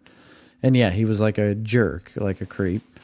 But Warner Brothers still employed him. And they said, she told them, you're going to have to fire that man or this deal doesn't happen. And they did. They're like, yep, he's gone. See ya. Kicked him out the door. And then they bought him for $500 million. So what Mark Bernardin was talking about is that he said that since Warner Brothers like really doesn't have a plan that we know of for anything in the DC universe, why not? This is just a complete guess. I bet they have a plan. Like, why not bring J.J. Abrams in now, since you have his company, Bad Robot, to start producing and fixing a lot of the DC universe and getting movies out there? Plus, James Gunn's involved with Suicide Squad. And yeah, I kind of was under the impression that they were going to try and do that with James Gunn. Sure. But if you have J.J. Abrams involved with that too? Yeah, I don't know. I don't know how J.J. Abrams would be. I mean, I'm not saying it would be bad. I don't know. I don't think it would be bad. I'm just saying, like, in the comic book world, like, I he know wrote he does a Superman script. Well, yeah. And it sounded really good. Just didn't get made. Yeah, I don't know. That's a good question. I think it would be really neat. It's just a proposed, like, thing, like, fake thing that Mark Bernardin was just talking about. But I think it would be really neat if J.J. Abrams came into the Warner Brothers world and started, like, playing with all of the DC characters. And I'm a Batman fan, but I'm not even talking about Batman. I don't even care. I literally don't care about Batman right now. I want them to play off of the huge amount of property that they have. I think it's a deeper roster of. It's even a deeper roster than Marvel has. Yeah, there's so much incredible stuff they could be doing. The fact that they're not even doing a fraction of it. They haven't done any of it. They have done none of it. They're doing like the 2 to 3 main characters of DC that literally everybody knows about. Which in the is meantime, fine. Look at Marvel characters, even deep Marvel characters. They're everywhere. Yeah, They're talking about doing Eternals. Like, nobody knows Eternals. Like, I don't know anything about the Eternals. Right. Like, the fact that they're not doing, like, Green Lantern Corps. Yeah. They could bring in they tried Green Lantern once, but... And it wasn't that bad. I didn't think it was bad. But Green Lantern Corps would be even cooler, because they're like the intergalactic police. Yeah. Essentially. Absolutely. But like when Marvel was bringing in Guardians of the Galaxy, everybody thought that was absolutely ridiculous. Like, it wasn't really a well-known comic. Not a lot of people read it. Not a lot of people even liked it. Right. Coming up to the point of Marvel making a movie out of it. And then the movie comes out and it's on our top 10. It's on most people's top 10s of best movies, comic book movies ever made. Yeah, I think it's just, that's like, James Gunn. It is. And an incredible cast. It is, but it's still like the property. To be clear, well, I wouldn't just say it's only Chris Pratt. So it's... No, you still like Rocket, Bradley Cooper. And then even Groot. Groot as a character on screen is a good character. Yeah. I bet you, honestly, I think it's harder to put Groot in a comic book than it would be in a movie. Like, Groot on a comic book, just saying Groot, would be annoying to read and look at all the time, to me. But in a movie, you can place it at certain times to be funny or, whatever you need it to be. You can make it that way in a movie. In a comic book, it could be harder to do because it's a comic book and you're reading it. So I don't know why like DC is so singularly focused on Superman. I don't know. And Batman. That's all they talk about. And I mean, Batman, I but totally get why they're doing that with Batman. The problem that they're having with Batman is they need to stop all the bullshit and just start making the comic books into movies. Yes. That's all they need to do, because that's literally it. Batman has the best source material of any comic character ever in history. You don't need to do anything else. You don't need an original story. You just need to go make the Killing Joke. You just need to make the Dark Knight series. You just need to go make Court of Owls. You just need to do that. Yeah. Like all of Scott Snyder's run. And they don't need to like... You don't even really have to think about it. There's no thinking here.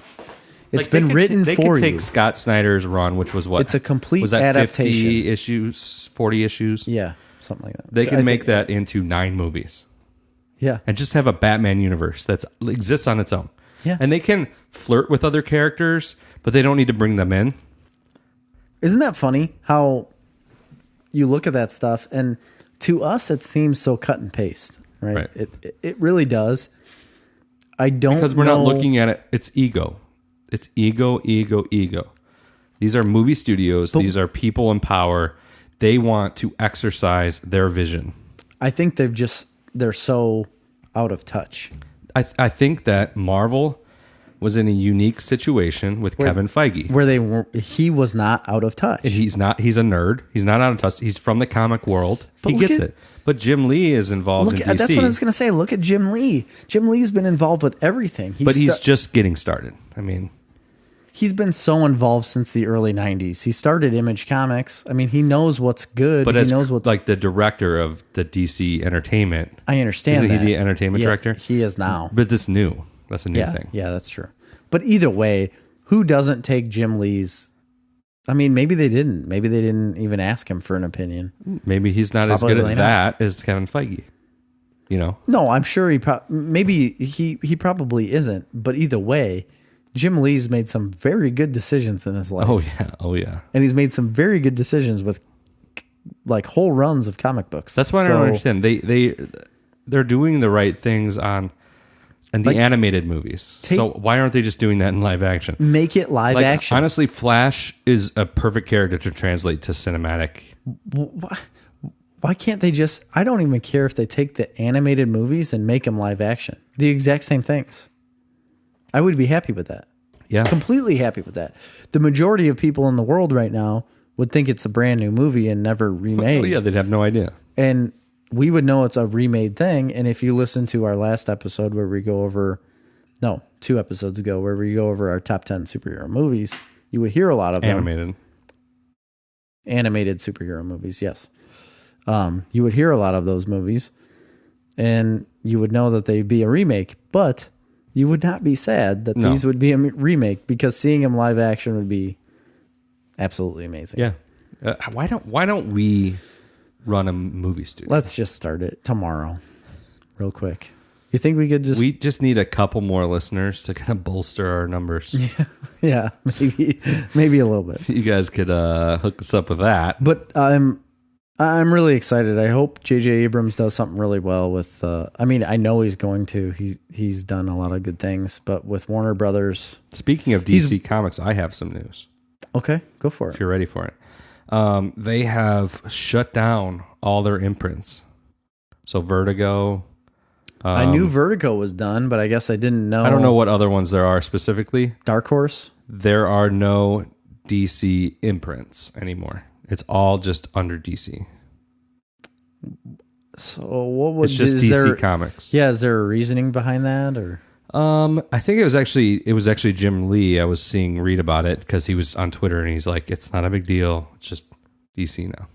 Like, I think before... It's all DC, and it's going to be the same... comics. Yeah, they're not getting rid of. I think before anything. the idea was back in the day, comics were still kind of considered for kids. Mm-hmm.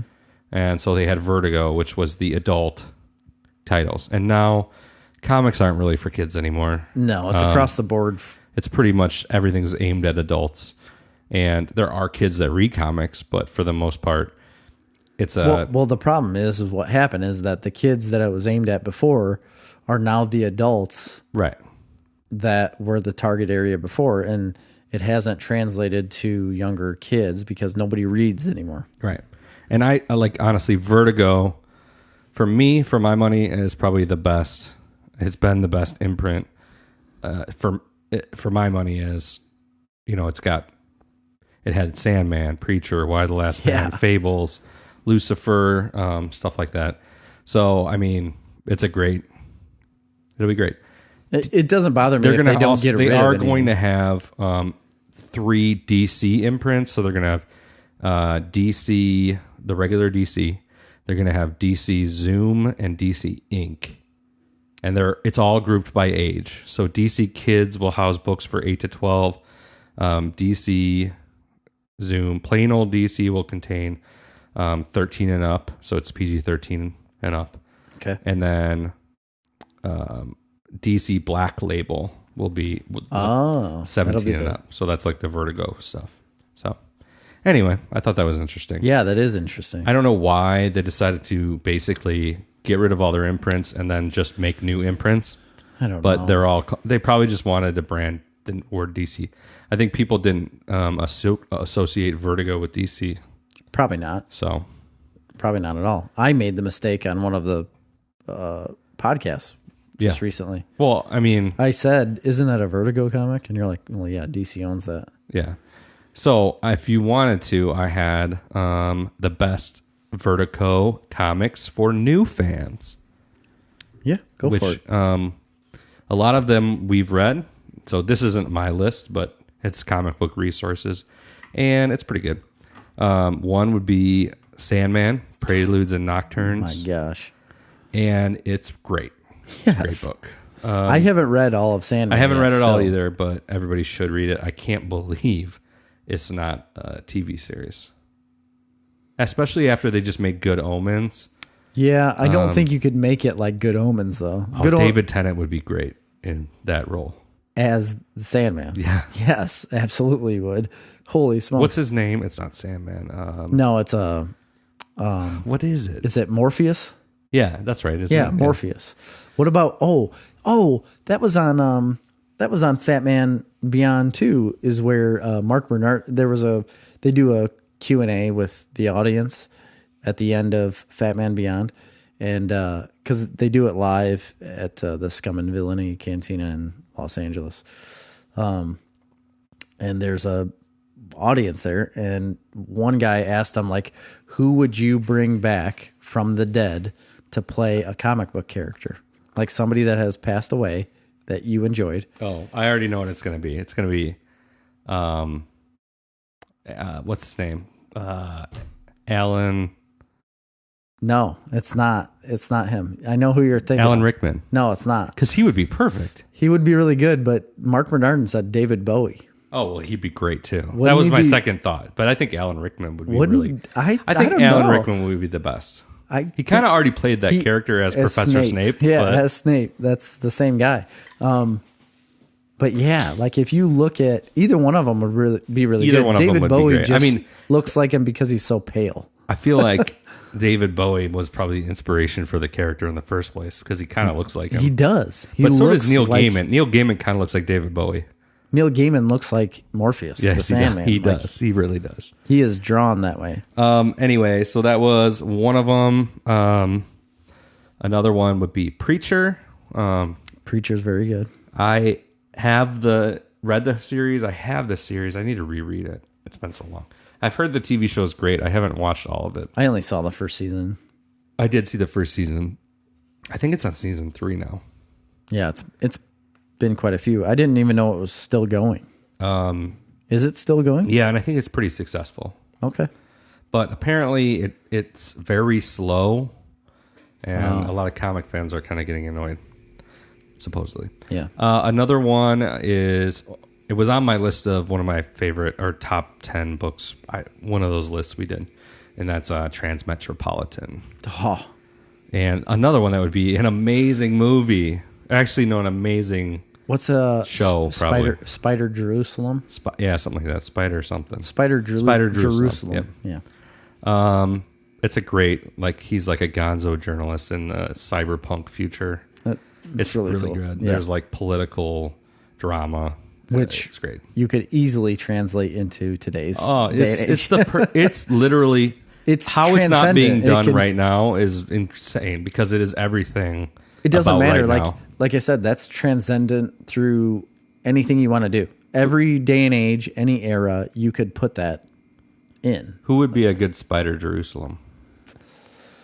Oh man, a good Spider Jerusalem. Let me think. It would have From the dead.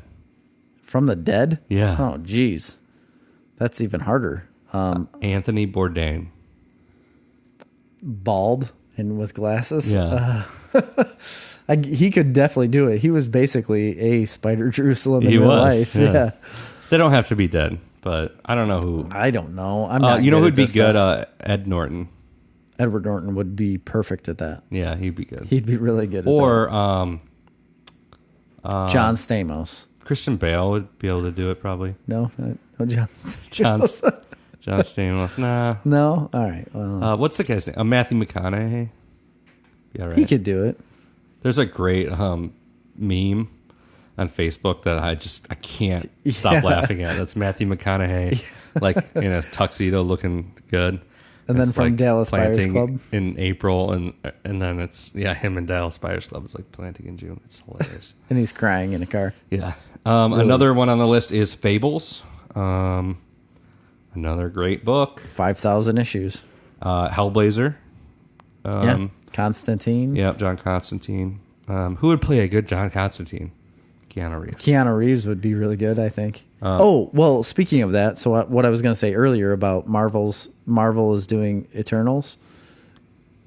Supposedly, they've got Keanu Reeves to be in that.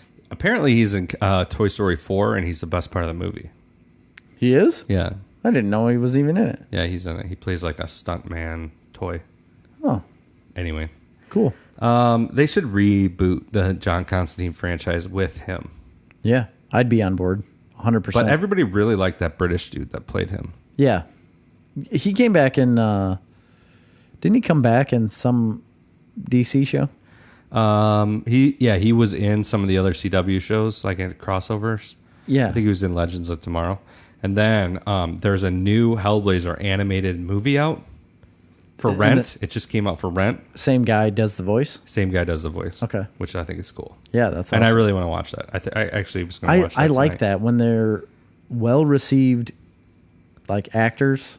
He's or great actresses. in Justice League Dark. You need to watch that. I can't believe you don't watch that yet. I'll watch it. 100 Bullets is on the list. 100 Bullets is good. I like that. That's a Brian Azzarello thing. And that's all. That's on this list. There's tons more, though. Sweet. Do you have any more news? Sure. I mean, unless you have more. I have a couple. Okay, go ahead. You may not be happy to hear this, but Happy is canceled Why? after 2 seasons. I'm not happy about that. I knew you wouldn't be. What? I don't understand that. I don't get it either, but I think they're replacing Happy. So according to sources, they're Lobo. Have you heard of Lobo? It's a DC character. Yeah, we talked about it last week. Did we? Okay. Did we really? Yeah, it's like the DC version of Wolverine guy. Yeah, we did bring that up, didn't we? Yeah, well, they're apparently making a Lobo standalone show. Yeah, we talked about that last week. I knew that. And I think that's what's replacing Happy. Well, that's dumb because they're not the same thing at all. Well, but they're taking one entity away and replacing it with another. I guess it's not the same at all, though. It doesn't have to be the same. Happy was so good. Well, according to FX, it wasn't good enough. Well, FX is dumb. Apparently. I feel like the problem with Happy was it was like me. It's like I'm the target audience, and I never even heard of it until after the first season was already out. Yeah. And like it was right before the second season came out. So obviously they didn't do a good job of marketing, and obviously FX doesn't have the reach. They don't. I don't really think they do. And they don't have the movies. They have no movies, do they? They do. That's their slogan. FX has the movies. They do? Yeah, they have movies, but they're like Fight Club. Yeah. That's the only movie that they play, right? You know, actually the other day something was on FX that was like a recent release, and I'm like, wow, that like was just in theaters. I'm like, how is it already on TV? I can't remember what it was, but it's one movie. Yeah. So they have one movie. I think it was Fantastic Beasts. Oh, really great pull, FX. Have you even seen that? No, yes, I saw that. Did you see both of them? No, I saw the first one. Any and good? I mildly enjoyed it. I don't really like Eddie Redmayne. Yeah, I don't either. But I do like the kind of the more portly gentleman that's in it. He's really funny. He's in a lot of stuff. I can't remember his name. I'm not pulling it up in the old brain here. But in the second one, wasn't Johnny Depp in it? Was he? He's in a lot of movies. I don't really think Colin Farrell was in it. I don't really think Johnny Depp pulls very many people. You don't anymore. think so? He's not a draw. Not to me. I wish he'd go back to playing Hunter S. Thompson. He was great at that. He was phenomenal at that. But the choices that man's made in the last 15 years have not been good. What were the choices? Like what choices? All of the movies he's been Dan in. Fogler was the guy, the kind of bigger guy. And you totally recognize him if you saw him.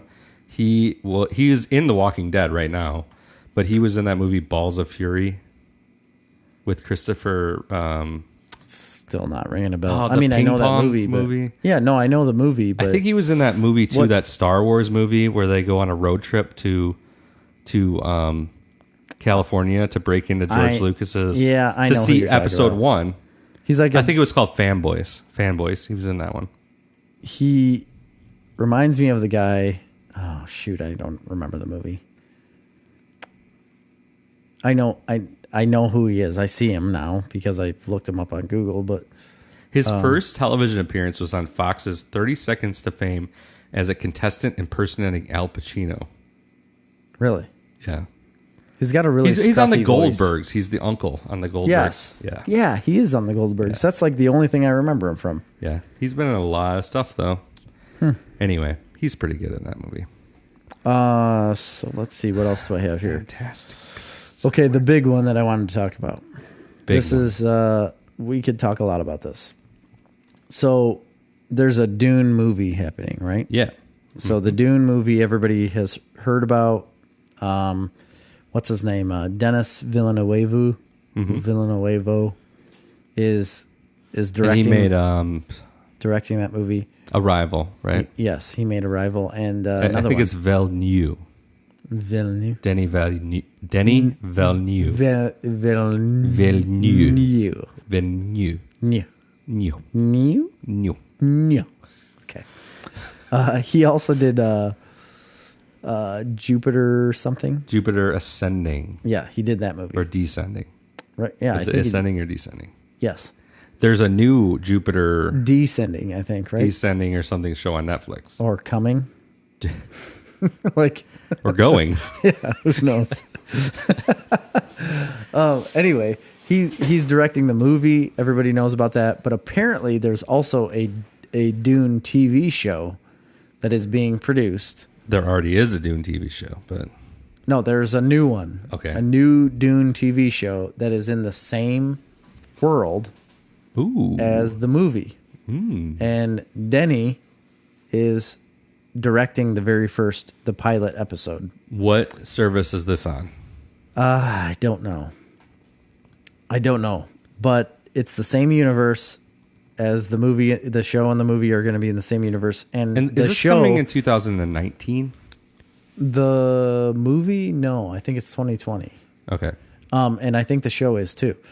But the show is all based around the Bene Gesserits. The Bene Gesserit. Jesuit. They're like the witches. Yeah, they are. But they're not really witches. They're like priestesses, kind of like. Let me look up. I don't know what you'd call them. I don't know. He also made Blade Runner 2049. Like, that was a pretty good movie. Felt like they were nuns. I'm glad to see that he made Blade Runner because I feel like that makes me, because I didn't like Arrival. So right. The television series will be titled Dune: The Sisterhood. Yes, Dune: The Sisterhood. It will be exclusively on Warner Media's streaming service. I knew that. I knew it. It will follow the footsteps of the Dune film, which doesn't probably follow the Bene Gesserit. They're like members of it, but it's going to follow a different storyline. Focusing a series around the powerful order of women seemed not only relevant and inspiring, but a dynamic setting for television series. Because it says this title of the article that I'm reading says TV show about the Bene Gesserit, aka the original Jedi. Kind of. So you think so? They're setting they saw an opportunity to make a powerful female first thing. Yeah. Directed by two dudes and written by a dude. Yep. And executive produced by not one, not two, but three dudes. Really? Yeah. So there's no women involved with this? One, Kim Herbert, the daughter of Frank Herbert. I guess the Dune film isn't in theaters until November 2020. Yeah. So when's the TV show going to come out? After that? Probably. Have to be. Oh, we know who's in the movie. Timothy Chalamet. Oh, there's like Josh Brolin. Zendaya. Yeah, there's Oscar Isaac. A ton of people. Wow. That's going to be fun. It's going to be fun, guys. I wish they weren't making it into a movie, but... You don't want it in a movie?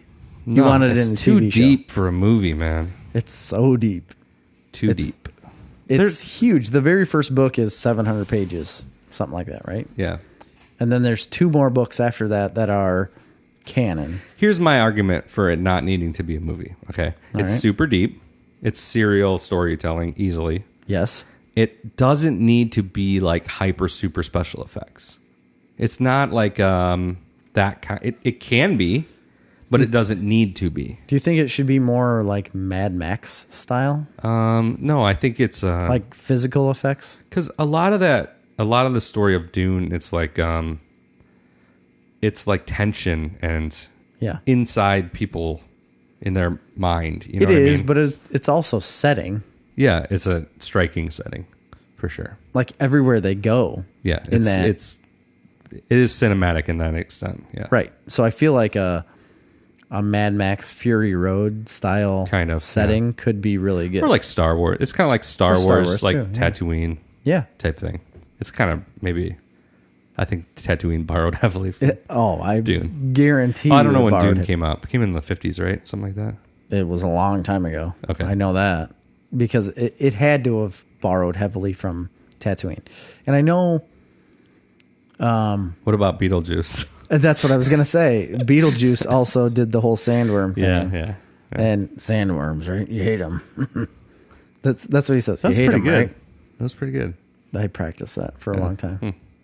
Michael Keaton, man, I love Michael Keaton. I love his Beetlejuice. No, that's not that Michael Keaton. Oh, Beetlejuice, Michael Keaton. Yeah, man, that's a weird movie. You completely forget about it. They're supposed to be making another one of those too. Isn't that crazy? I doubt it. Remember the Beetlejuice cartoon? Yes. I liked the cartoon. I watched it every day. So I love that cartoon. When I was a kid, I used to wake up like ridiculously early, and the Beetlejuice cartoon used to always be on like way early in the morning. I don't remember that, but it was on. I think it was Saturday morning. I don't know. I just remember watching it when it was like dark out still, and it was in the morning. I know because I woke up before anybody else all the time, and yeah, I liked it a lot. But I don't know who did the voices. I don't know. I don't think it was Michael Keaton. No, or Winona Ryder. Well, I liked it. You got more news? No, that was my last thing. Was about Dune. I have the every movie releasing in July of 2019. Do you want to know what's releasing? Yeah, of course. Because you probably forgot about some of these. First of all, July 2nd, which is like literally next week. Tuesday. Spider-Man, Far From Home. It is. And it's releasing on a Tuesday. That's crazy. Because the 4th of July weekend is it's like Thursday, Friday, Saturday, Sunday. You've got to release before that. Yeah. Unfortunately, I will not be able to see it until the weekend, so. Why is that? Because I will be busy. I'm going to be gone. I got some stuff to do. So on the weekend, if you want to go see it, I'll go see it with you. Or if you want to go see it, maybe Amy wants to see it. I don't know, but. I want to see that movie like 100%. Yeah, I just won't be able to see it. So on you July can't 2nd. see it Tuesday, probably, you can't or see Thursday it or Wednesday, Friday. Yeah, or Thursday. What about Friday? I could probably see it Friday or Saturday or Sunday, any of those days. I'd be available. Okay, because I took the 5th off, so I'm off the 4th, 5th, 6th, 7th. There is another one that I don't know what it is. I don't care about it. There's one called Stuber. A mild-mannered. Oh my gosh! Have you seen the trailer for this? No, but I love Kumail Nanjiani. Yeah, he looks fine in it, but also Dave Bautista's in it. Bautista, yeah. He also has another movie out that's like exactly the same movie as Stuber. He has 2 movies coming out. What's the stew? Like stupid? I don't know. Like stupid Uber? Yeah. Yes, I guess. Anyway, Crawl. Young woman's attempt to save her father from a killer croc. Really? Tagline is "Swim like hell." Oh my gosh! The Farewell. Isn't that what they called? So that what's the guy's name? The weasel. Pauly Shore. Pauly Shore. What didn't they call him? Crawl. I don't know. What do you mean you don't know? I don't know. What do you mean? Yeah, they called him Crawl in like shoot, what's that movie where he goes to this girl's house and he's like son-in-law? Yeah, son-in-law. They call him Crawl. That's his nickname. Oh, I don't remember. And then we get man, I wish you remember these things because they did. A little movie that's going to make all of the monies called The Lion King. What about The Lion King? It's coming out in July. Oh yeah, I felt like that already came out, but it was Aladdin. Yo, yo. That's Donald Glover, Beyonce, and James Earl Jones. Beyonce. Once Upon a Time in Hollywood. The Queen Bee. That comes out. And Once Upon a Time in Hollywood. That looks like a good one. Apparently that's all, because those are the only ones that it's showing. Quentin Tarantino movie with Kevin Smith's daughter. Yeah. Mm-hmm. She's on the poster, apparently. I couldn't find her on the poster. Neither could I. I think she was a very, very small part of it, but either way, it was a big deal to them. Yeah. I would feel like it's a big deal if my kid was on a poster too, for regardless of size. Oh, Midsummer. Like Somer. Director Ari Aster returns with his sophomore effort, Midsummer, which he himself has called A Wizard of Oz for perverts. Okay. It harks back to a pagan-infused horror of yesteryear. Whatever. Okay. In both a stellar cast, I don't know one of the people on the cast, so I can't be that stellar. But no. Yeah, the name of it doesn't sound. I think it's a Swedish movie. So, the Swedes. Those Swedes. Crawl. Yeah. Crawl. That's got to have Pauly Shore in it. Oh, Point Blank. That's another one. Remake. That's another is that also that one dude? And it's got Anthony Mackie in it. Remake. Oh, the Netflix Anthony Mackie partnership. Okay. He Captain apparently America was in now, Black Mirror. He season was? 5, which is out. I haven't watched it. Yeah. You're into the Black Mirror thing. I haven't watched Black it. Mirror season 5 episode Striking Vipers had Anthony Mackie in it, and Point Blank is this Anthony Mackie movie with Frank Grillo, who was a MCU alum. I don't know who he was in the MCU, but yeah, that looks okay. Secret Obsession. That's another Netflix movie. Okay. Anyway, this is kind of boring, and that's it, all of them anyway. So. Okay. Good pull there. You been watching anything? Let me think. So I watched the newest episode of Swamp Thing. Oh, I haven't watched it yet. Oh, you haven't? Sorry, no. Okay. I was going to watch it tonight, actually. I would talk about it, but I won't now. Nope. Is it good? I like it, but I like all of them. So that shouldn't be a big tell to you. Let me think. Let me think real quick about it. So there were some parts I don't enjoy. Not necessarily don't enjoy, but that were just kind of like cheese. So Okay. like you started to talk about that in the last episode. And you started noticing it. And I didn't agree with you. It doesn't bother me wholeheartedly. because I feel like it's trying to be cheesy to like harken back to like monster movie tropes. Yes. And I feel like that's what they did big time in this episode. Yeah. It's fine. Like I like it a lot. I do like it. I'm not a big monster movie fan by any means. I've never really watched monster movies. To a point. But it did feel that way a little bit. There's a little bit more of the Floronic Man guy, Jason Woodrow. There's a little bit more of him, looking at like, because Abby Arcane gets like a piece of Swamp Thing. Ass. Oh. No, not at all. She gets a piece of Swamp Thing. She's like, I want a DNA sample of you. You know, she goes to the swamp looking for Alec. She's like, Alec, you know, calling for him. He kind of like stands off to the side, being like, it doesn't want to be by her, I guess. I don't know why. But she pulls up in a boat. He talks to her off to the side. And yeah, it's a swamp. What's she gonna do? Like swim? There's a lot of tread boating water. in this movie. And they had to make the studio worthwhile. Right? Yeah. They built this huge indoor studio of a swamp. They got to make it worthwhile. Yeah.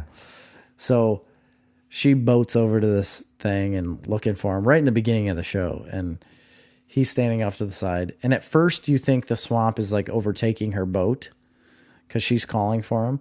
But it's actually Swamp Thing, like reaching out to her, pulling her over to a certain side, like putting her where he wants her, and then talking to her from the side.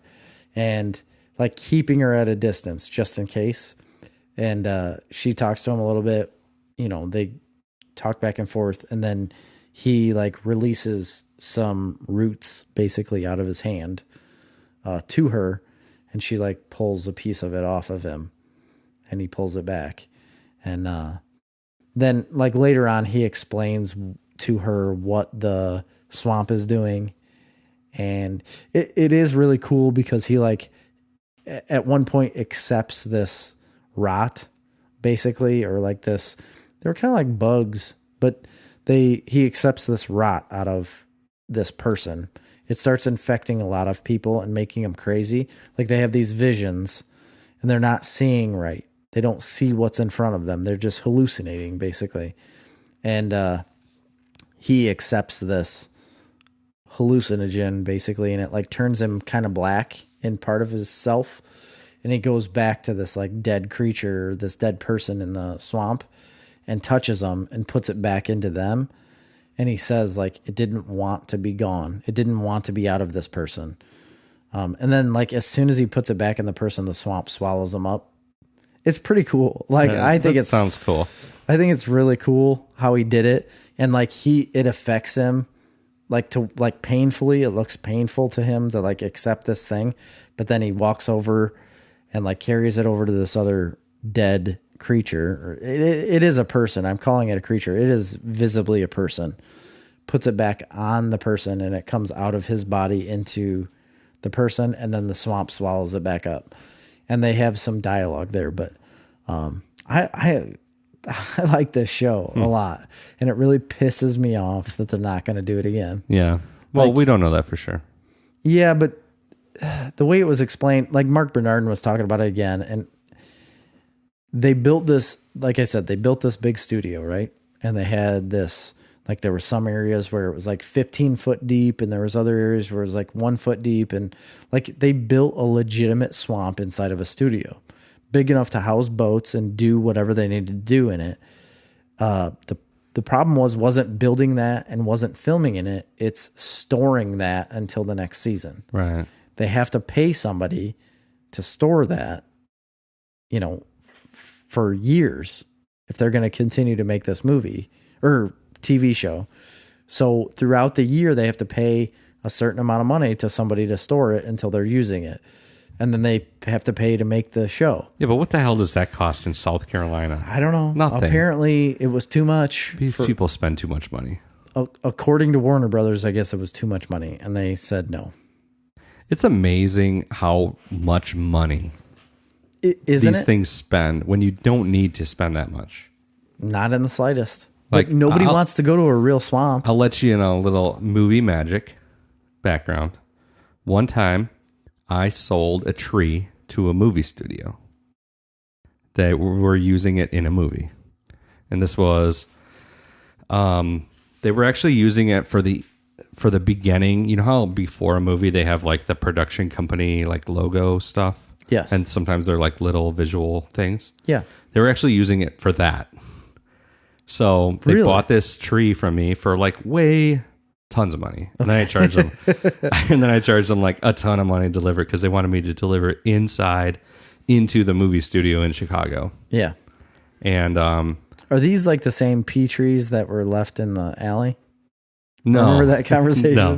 This was a crabapple tree, actually. It was a full-size crabapple tree. Okay. And so I'm like, okay, fine. So, and the lady that booked it, she just was like very much like, and like several people that I dealt with, they were just like very matter of fact and very much like right out of the gate, like we'll spend as much money as we just need this and we need it right here and we need it on this day and it doesn't matter how much it costs. So it's going to cost like a fortune. That's fine. Make it cost more. I don't really care. Like they clearly didn't care. Oh my gosh. These people deal with excessive amounts of money that are completely ridiculous. Yeah. And don't need to be like that.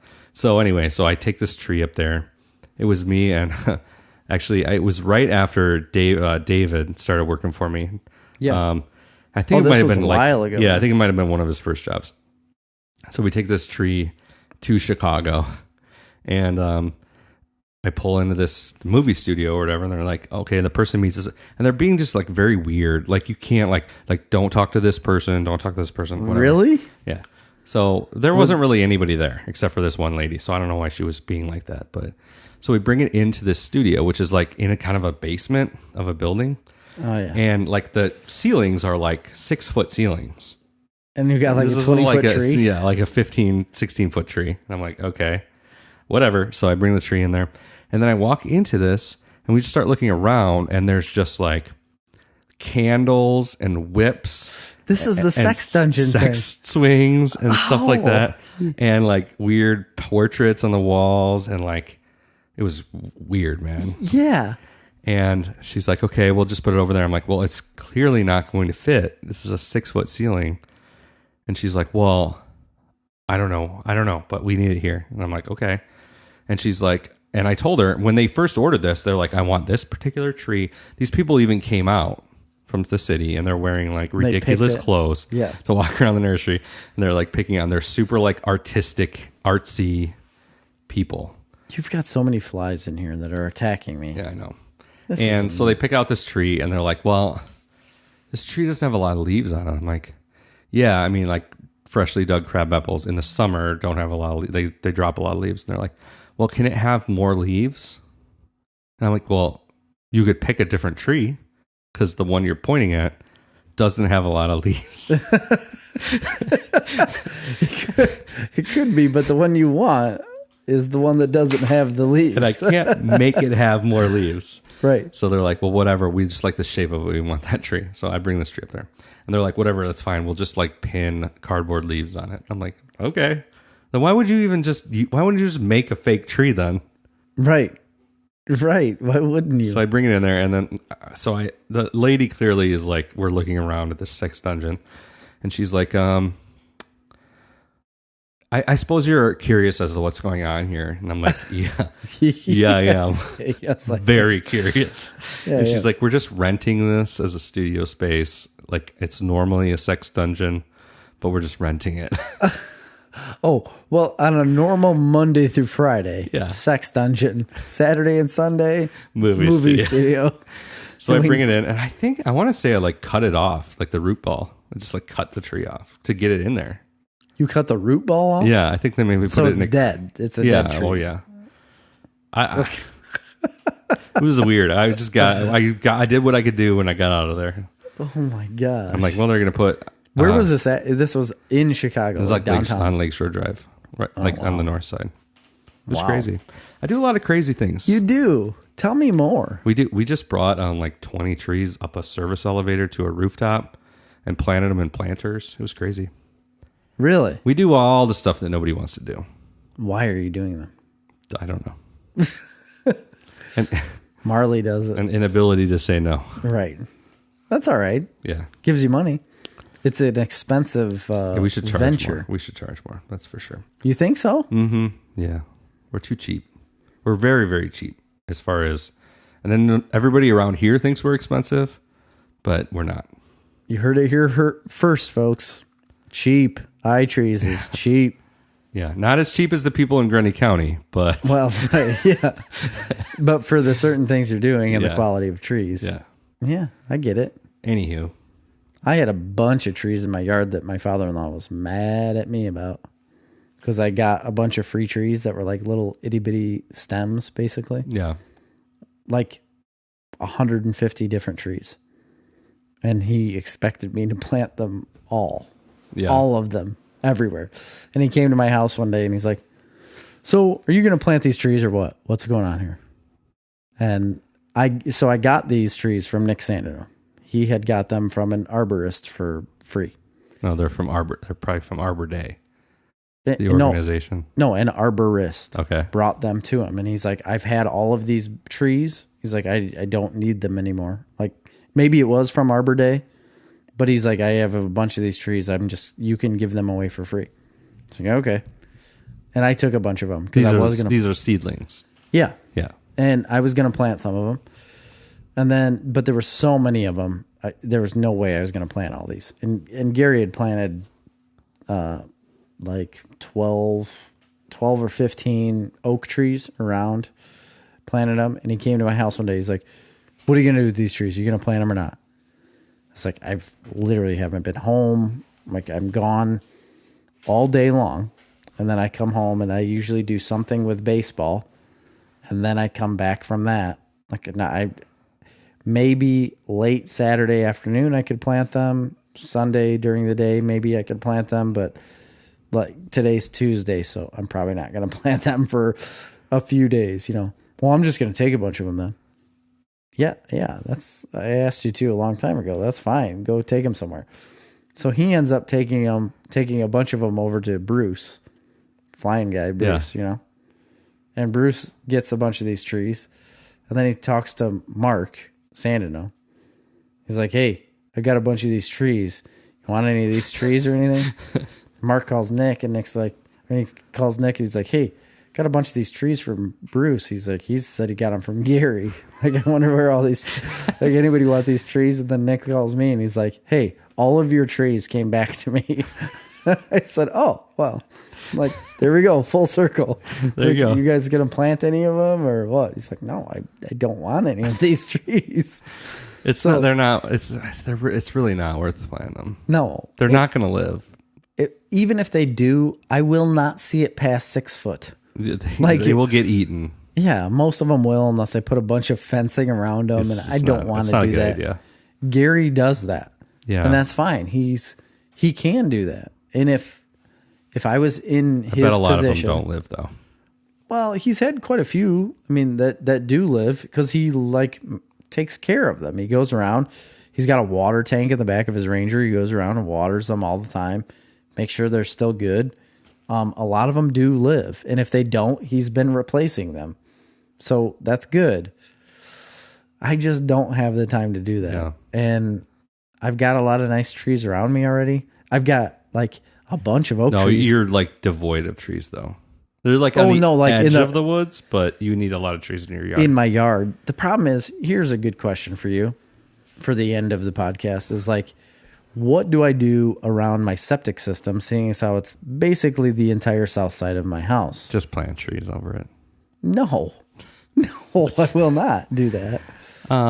It's the south side of your house? Yeah, that whole open south side is all septic. Yeah, I mean, you can still plant some trees around there. Smaller ones. I don't. What are smaller trees? I know nothing about ornamental trees.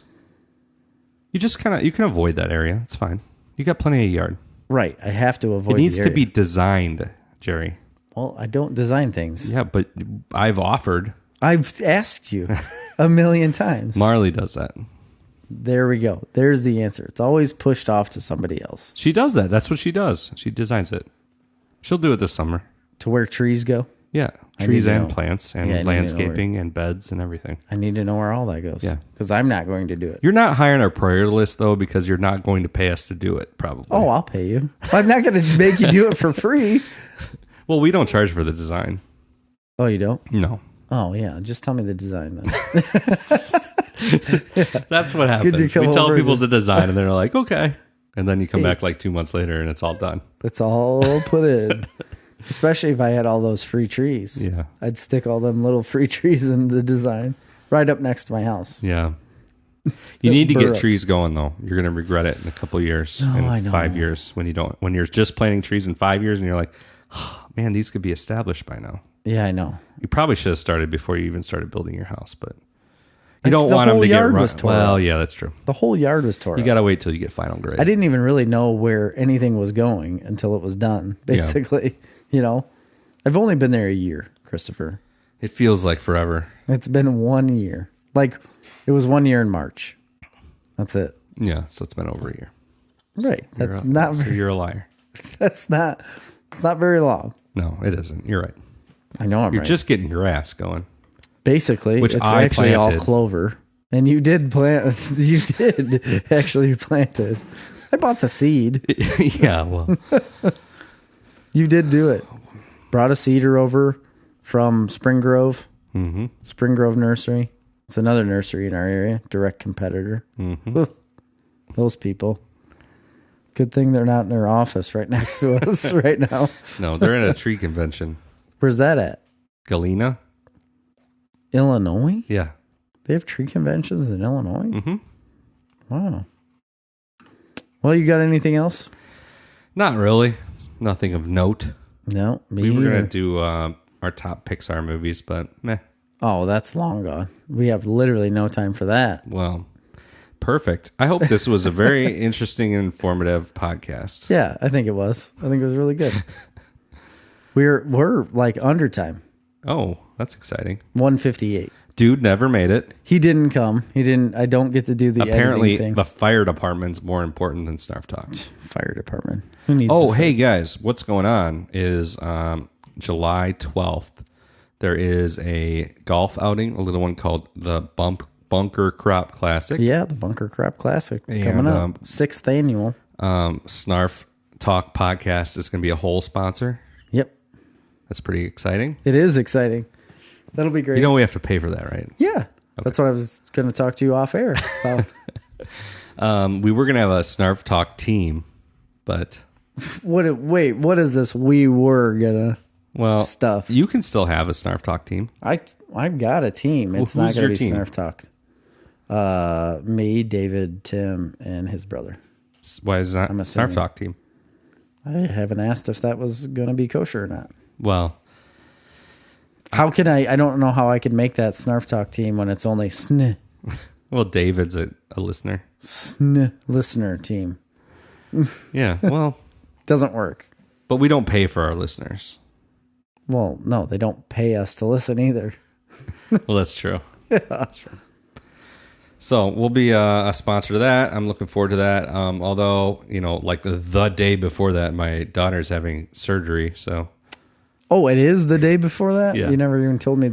I didn't know the date. I mean, nothing serious. She's getting tubes in her ears and tonsils out. And I'm sure she's going to be very uncomfortable. But I remember Saturday asking you, like, or Amy was asking her whenever, like, when's that happening? You're like, yeah, sometime in July. Yeah. It's the day before that, and it is at that other place that she was talking about. Yeah. Yeah. Okay. Down the road. So, so I'm guessing Marley's not going to be at it. So I would doubt it. And we were supposed to be going to a wedding the next day in Indiana for David Province. I'm not going to that either. Oh, you're not? No, that's a big deal. I can't. Yeah, you can't go to Indiana for that. Darn kids. Sorry. That's what happens. David, I don't know if he's a listener or not, but you should be. Yeah. That's it. That's all we got for this week.